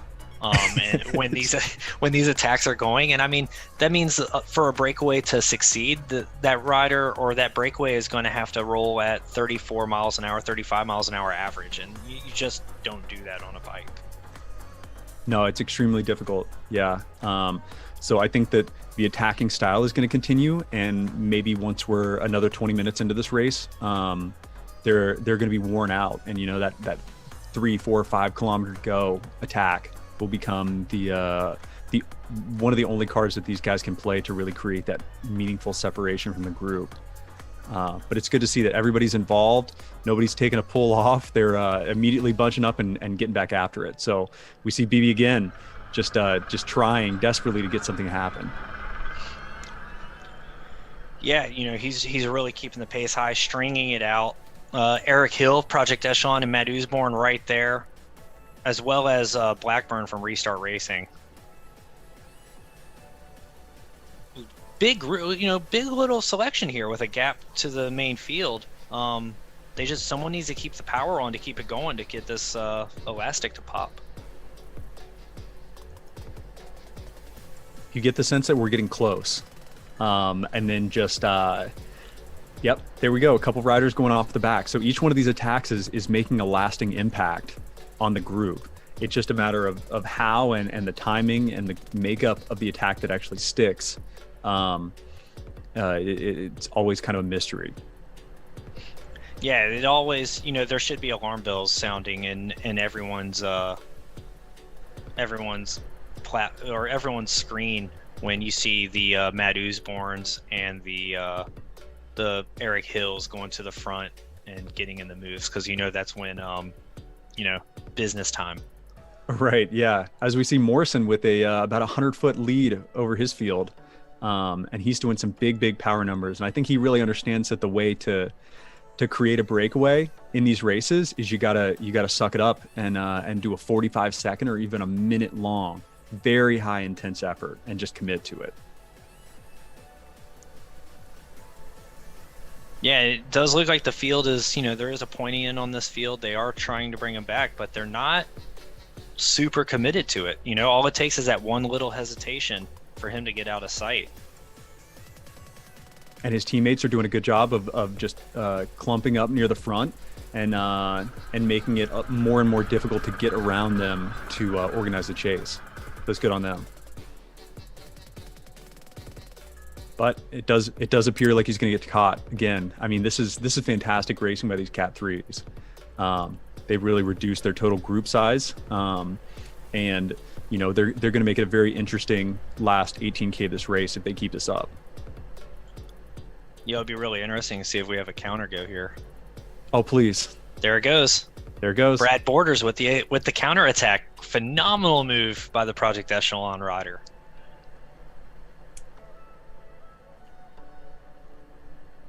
See, Brad is setting the example. You just have to follow Brad's wheel. And if he can get 2 or 3 guys to join him, I think it's really going to be a more successful endeavor than trying to go solo. Yeah, absolutely. I mean, right now, Brad's rolling at 25 miles an hour-ish. And so, that's a tough move. That's a tough effort for anyone to be making. But it does look like he's got a rider trying to bridge across to him. Is that rider lapped? I do believe that could be a lapped rider, yeah, because he's not showing up on the list there. I was going to say, I was looking at the list on the side of the screen, and it looked like a Project Echelon guy was in second. And I was like, these boys know better than to chase their teammates.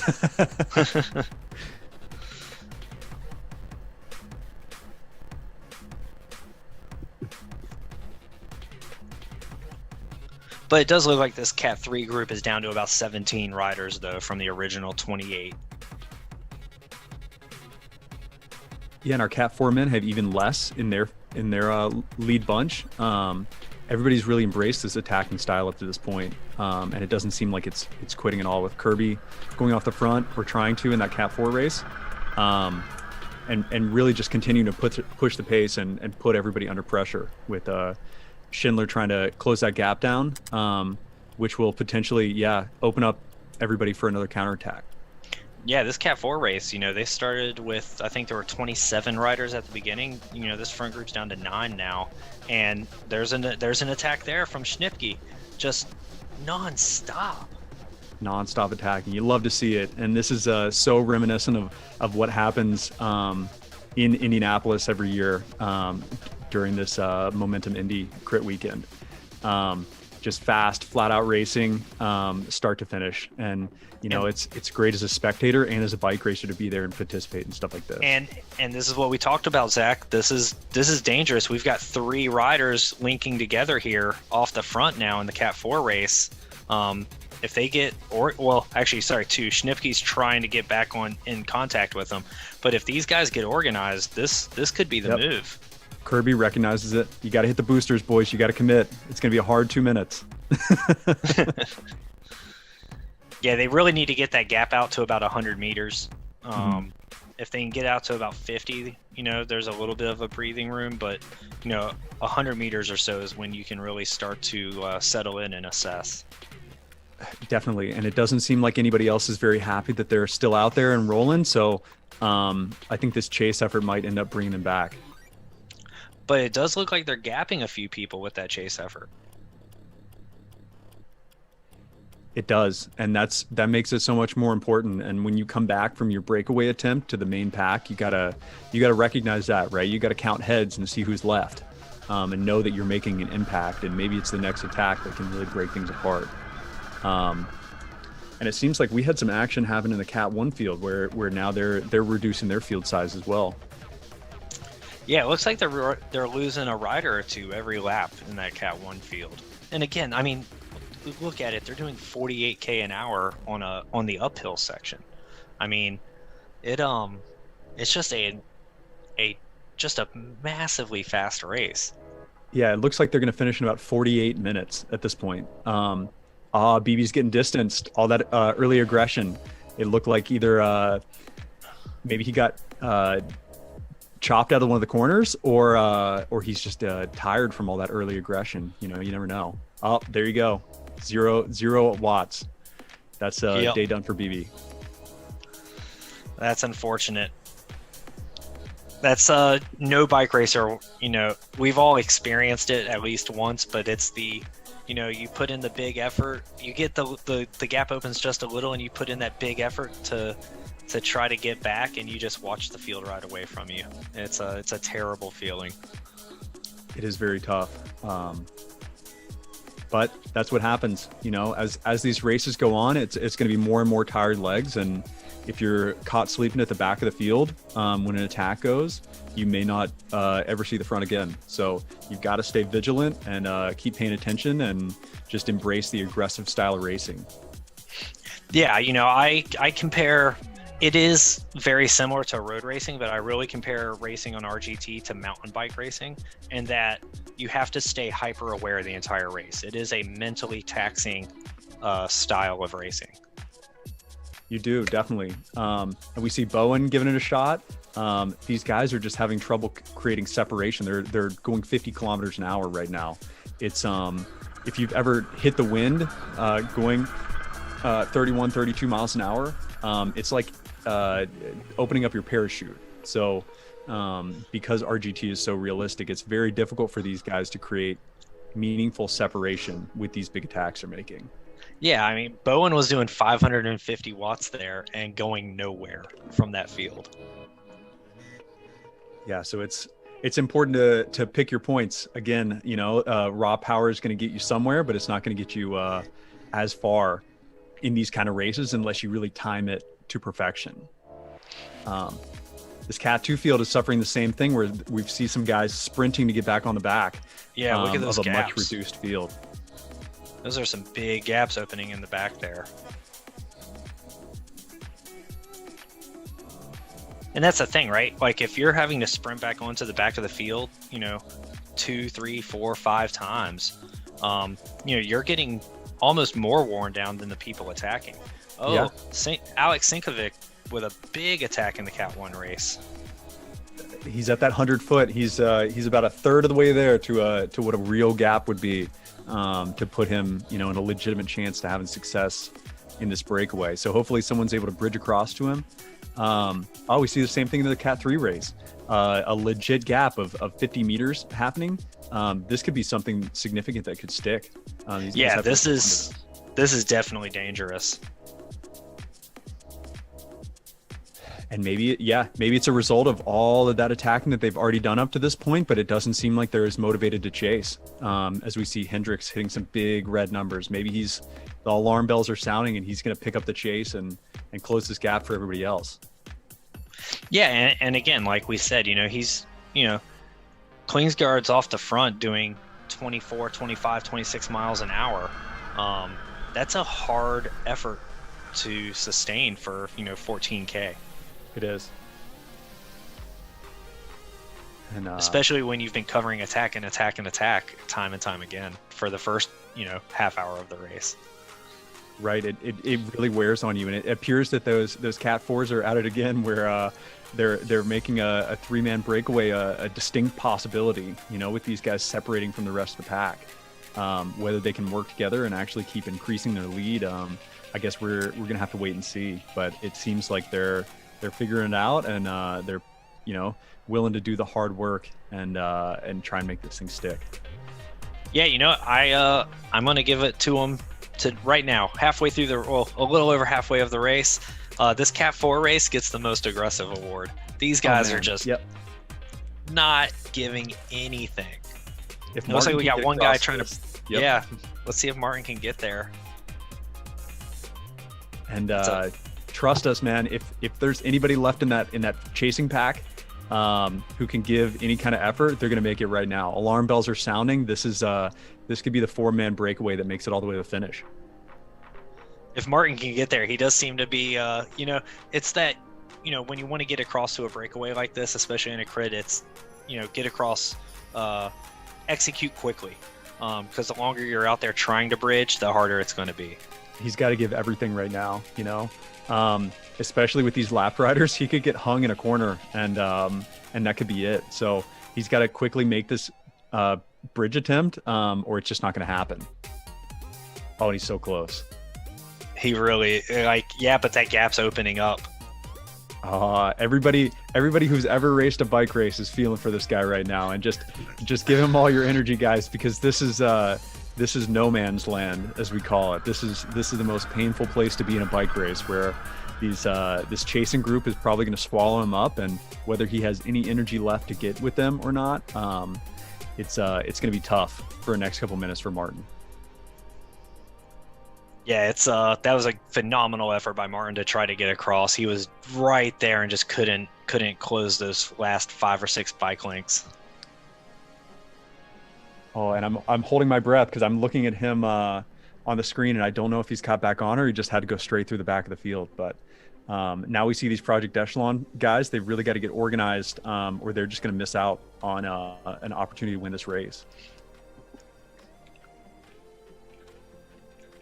Yeah, that gap's, it's approaching that 100-meter mark we were talking about.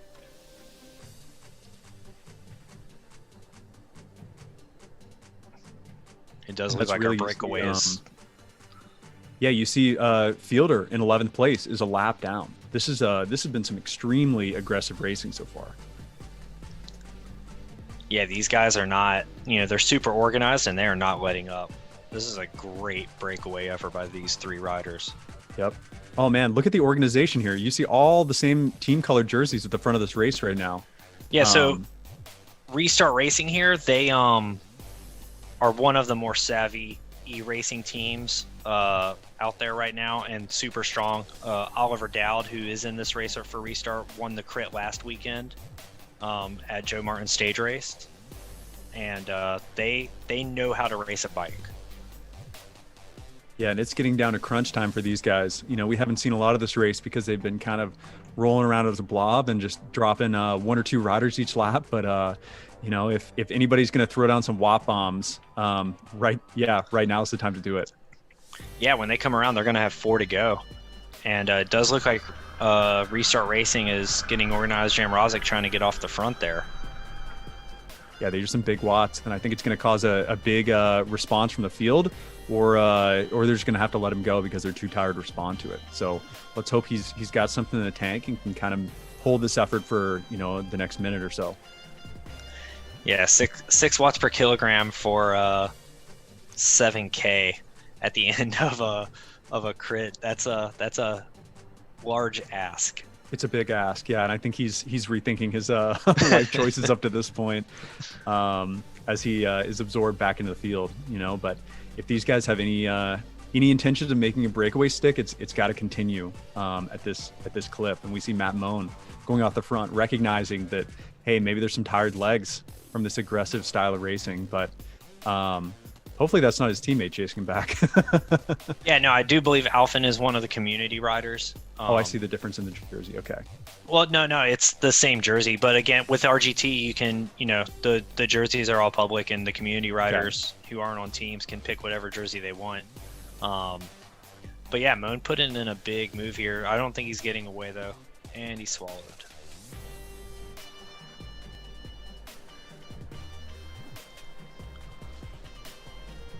All right, Eric, we're at 4 laps to go. Who's your pick in the Cat 1 race? Oh man, that's a good question. I think I really like I think Matt Moan has a really good chance. I think he's a really savvy sprinter. He's doing some pretty ludicrous watts every time I've watched him, and he's been able to make the pro team for in short presented by Pedal Power by his raw strength in some of these amateur races. And I'll give you my pick as soon as we talk about this Cat 3 race with Barg off the front now. And this is a legit gap again. Yeah. It seems like if you look back at the field, they're doing a full watt per kilo less than him on the front. So, if he's able to grit his teeth and really keep pushing on, then this could really become something.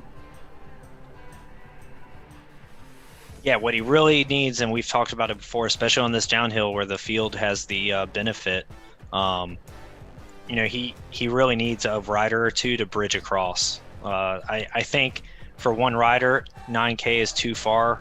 So it's a bridge too far, if you will. But if he can get a rider to join him.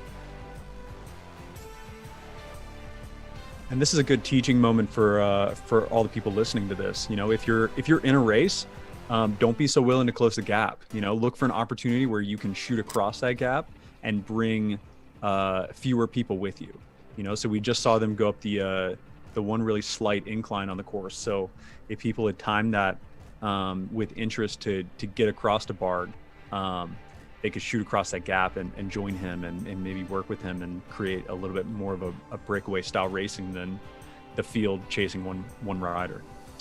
And, it's funny, Barg's gap is coming down, but he is not relenting. He is staying on the power. And you got to be careful about that too, because then you're just getting a good workout in and not really having as much impact on the field. If he's holding this gap at 10 meters, then they're almost at a point where they can draft off of him. Yeah, it looks like he's about to get caught here in a few minutes.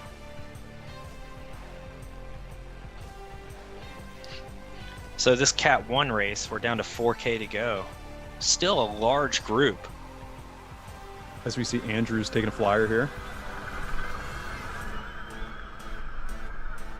And I think Andrews understands as good as anybody that this effort has to hurt if he's going to make any kind of impact over the next couple kilometers. Yeah, and John Hamlin not hesitating to him and Moan to bring it back very quickly. Oh, and then right over the top. This is perfect. This is how it happens. Jam Rozic is not taking a second off. As soon as they catch him, and he immediately gets a 40-meter gap on the field. This is an important point in this race.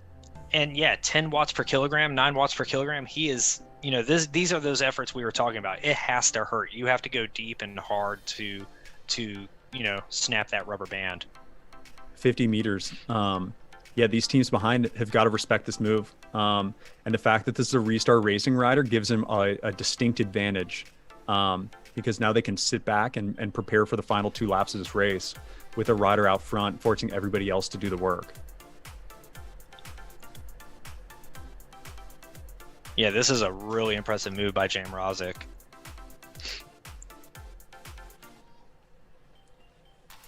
Yeah, now the question is can he get down this downhill with any significant gap left? Because this field is just going to roll at 50 plus kilometers an hour down this small downhill. And even onto the uphill, if you don't have another rider with you, the field is just going to swallow you up because they just roll over those slight inclines so much quicker than you do as a solo rider. And I think that's what we're seeing right now. Yeah, he's not relenting though, and he really is trying to. I think he's the sacrificial lamb for restart racing. He was sent out there to make people work to set up maybe Oliver Dowd or Mike Swart for restart to field sprint. Definitely. And what we're looking for now is the exact same thing to happen again. Another rider to come shooting out of the pack, and continue to put teams on the defensive, make them use their riders up so that it's not such a large, fresh group going to the finish line.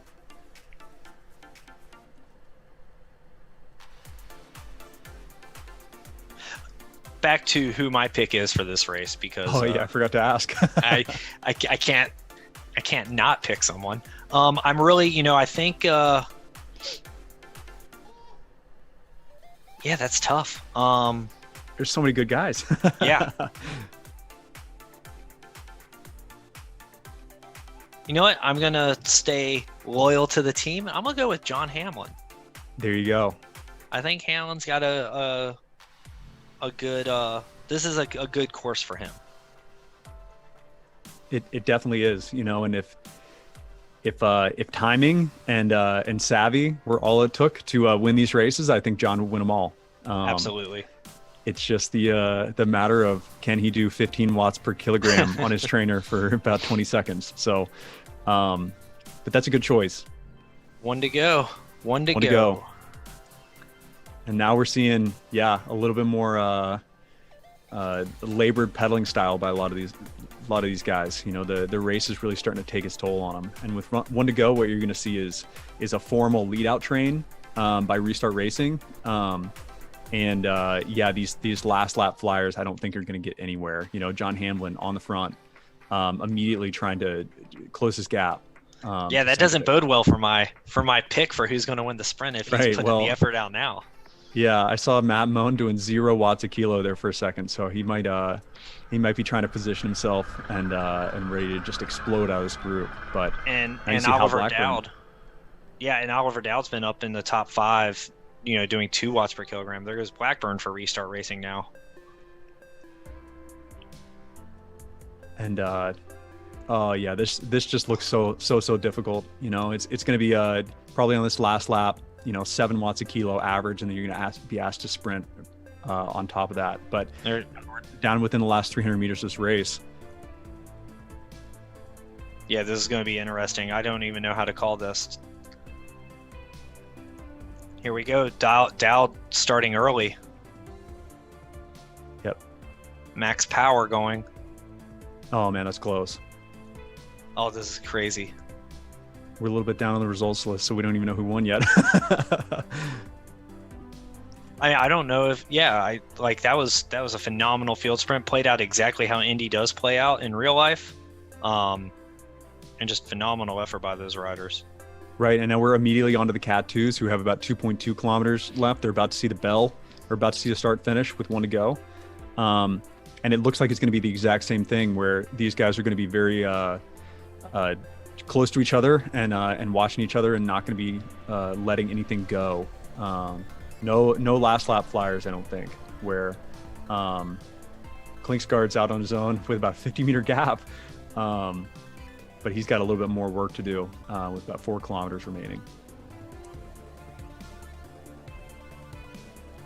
Yeah, it'll be really interesting, with this Cat 2 field, there's not as much team tactics involved. You've got, looks like 1 team with a couple riders in there, maybe 2 teams with a couple riders, but for the most part, it's a bunch of individuals. Mike Lister and Sean Lister. Unbelievable. Wow.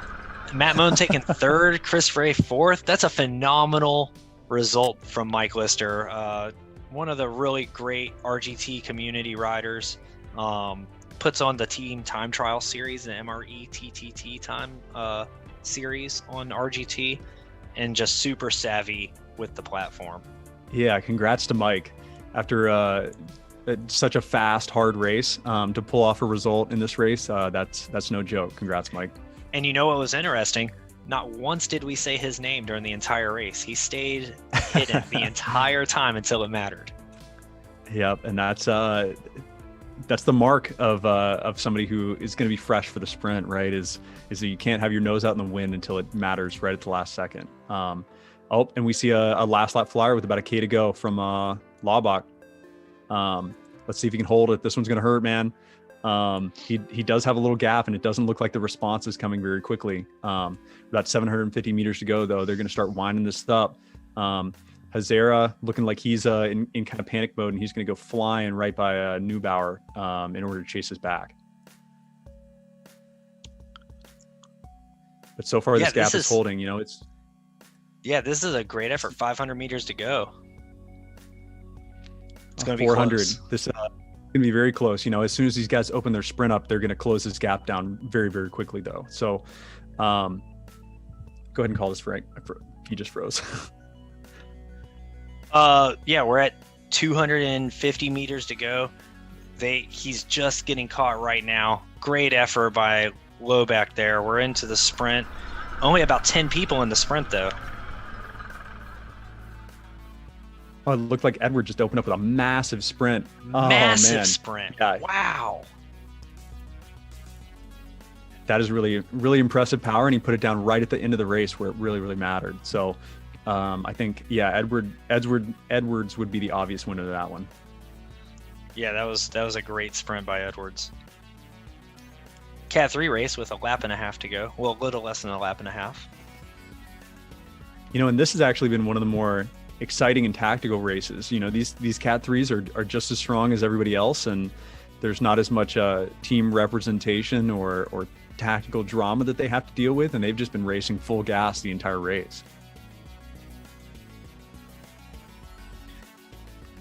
Yeah, these guys have to be exhausted. Absolutely exhausted.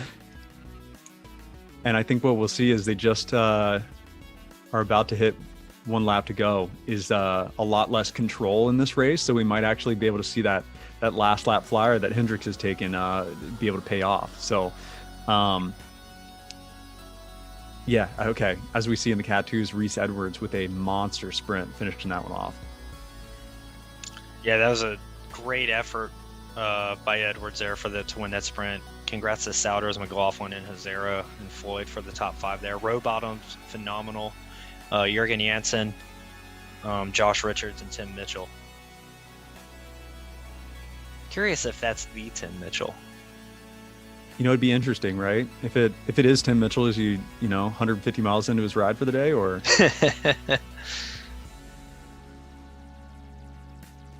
He started his race at 7 a.m. Right, exactly. Oh, now we see McDaniel going over the top of Hendricks. Given this last kilometer, everything he's got, this is a good move, especially with Brad Borders and Morrison back in the field. Absolutely. Yeah, this is a great team execution here. And Klingsgaard's got to be careful, man, because he's been, very aggressive all race, and it seems like he's just gluing this back together. And without a teammate in the field that he's working for, it seems like he's expending a lot of energy with 600 meters to go. Yeah, I think this is a good move for Brad Borders. This is really setting up the Project Echelon guys who have been aggressive all day for this win. Yeah, and where you're going to see in about 200 meters time is these guys really start to explode, and the true sprinters be able to unleash that sprint. So now we see everybody in the red numbers. Uncorking. Oh man, as Klein goes racing by, I think he might have gone a little bit too early though. Yep, there you go. He's getting caught. Yoder. And there's Brad Borders. Brad Borders, just as you called it. Awesome. That's great racing with Klein in second and Hendricks in third. Yeah, great racing from everyone in this Cat 3 race. Definitely one of the more exciting, aggressive races of the day. Oh, and then we go back to our lone breakaway of the day between Kirby and Ripley. This is fantastic. Well, Schindler was with him. It was a group of 3. I'm not sure when Schindler got dropped. He's about 70 meters behind. It looked like it was recent, yeah, and hopefully he didn't make the same mistake as some of the riders in the earlier races of doing too much work. And now he is paying the price for it. Yeah, so this is one of those, with it being a group of 2, they've got a good gap on the rest of the field, but Schindler could have a chance of getting back if these two start looking at each other. It looked like he's digging pretty deep. So these two have to continue to work together and maintain the speed, or he's going to come right back up to him and then probably roll right straight through him. But yeah, this is probably the most tactical race of the day, as far as these two have to figure it out amongst themselves on who's going to be the winner. Oh man, there you go. In the Cat 3 is Brad Borders with the win. Rob Klein averaging some pretty unreal watts per kilo in that race for second. I think he countered himself and was able to sprint about 4 separate times in that last kilometer. Super impressive riding. And then Hendricks, Morrison, and Beckett round out the top 5. So congrats to those guys. Yeah, great job to all the racers so far today. Just really phenomenal bike racing. And Kirby attacks Ripley. Interesting. Yep. And you see the response. So Ripley's got to get back in that draft as soon as possible. Yeah, this is just going to be a drag race at this point. 800 meters to go.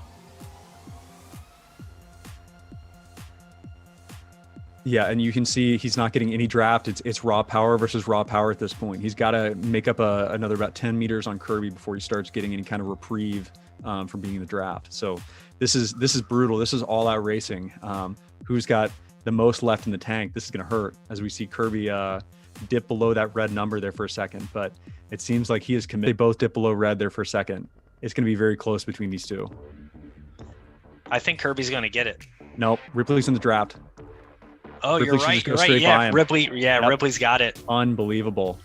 Good move by Kirby to try to get it. Oh man, but Ripley has got to be tasting that copper you were talking about. Just full gas all the way to the finish and able to just outsuffer Kirby in the moment. Just that 150 meters longer. So really impressive ride by both those guys who've been out in the break for at least the last 20 minutes. Yeah, that was really great riding. Not really sure what happened to Schindler there, but great job to keep the power on to come in for third there. And then Schnipke's trying to avoid the bunch sprint at all costs and giving it the gas right now. But this race for fourth place is going to be really interesting with 600 meters to go. I think he might have gone a little bit too early if this was his plan. It looks like Cron is totally okay with doing the work, and Fitzgerald and Martin are just sitting on the wheel waiting. Now Cron has made it across. He's gonna make contact with Schnipke and roll right by him, I bet. Yep. Yeah, Schnipke sat up. That was an all-in move. Schnipke's at 0 watts per kilogram. Full commit. I like it. What a heartbreaker, yeah. So, got to measure your effort a little bit better than that, and you'd probably end up on the podium still. So, we see Cron at 4 watts a kilo, just trying his best to hold off the surge from Fitzgerald, and I think he might end up doing it. Yeah, great move there by Cron to slow walk Schnipke back and then go over the top there for fourth. And Fitzgerald rounding out our podium in fifth.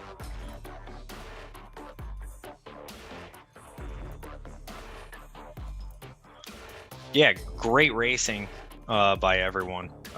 Just phenomenal efforts from all of our fields. Congrats to those who qualified for the pro race next weekend. And I hope everyone is using their Hyper Ice recovery products tonight to get ready for the Dirty River race tomorrow. Oh man, I know I am. I'm debating on racing that race. I mean, it just looks so much fun, a race on virtual gravel roads where the speed is down and the watts per kilo are up. That sounds like fun to me. Yeah. All right. Well, hey, everyone. Thanks for tuning in. Zach, thanks for joining me. Yes, it was fun. Yeah, great racing. Again, thank you to all of our sponsors, USA Cycling, RGT, Biomoto, Hyperice, Saurus, and absolutely Zamas Livestream. And everyone get some recovery in them, and we will see you tomorrow. See ya. Thanks.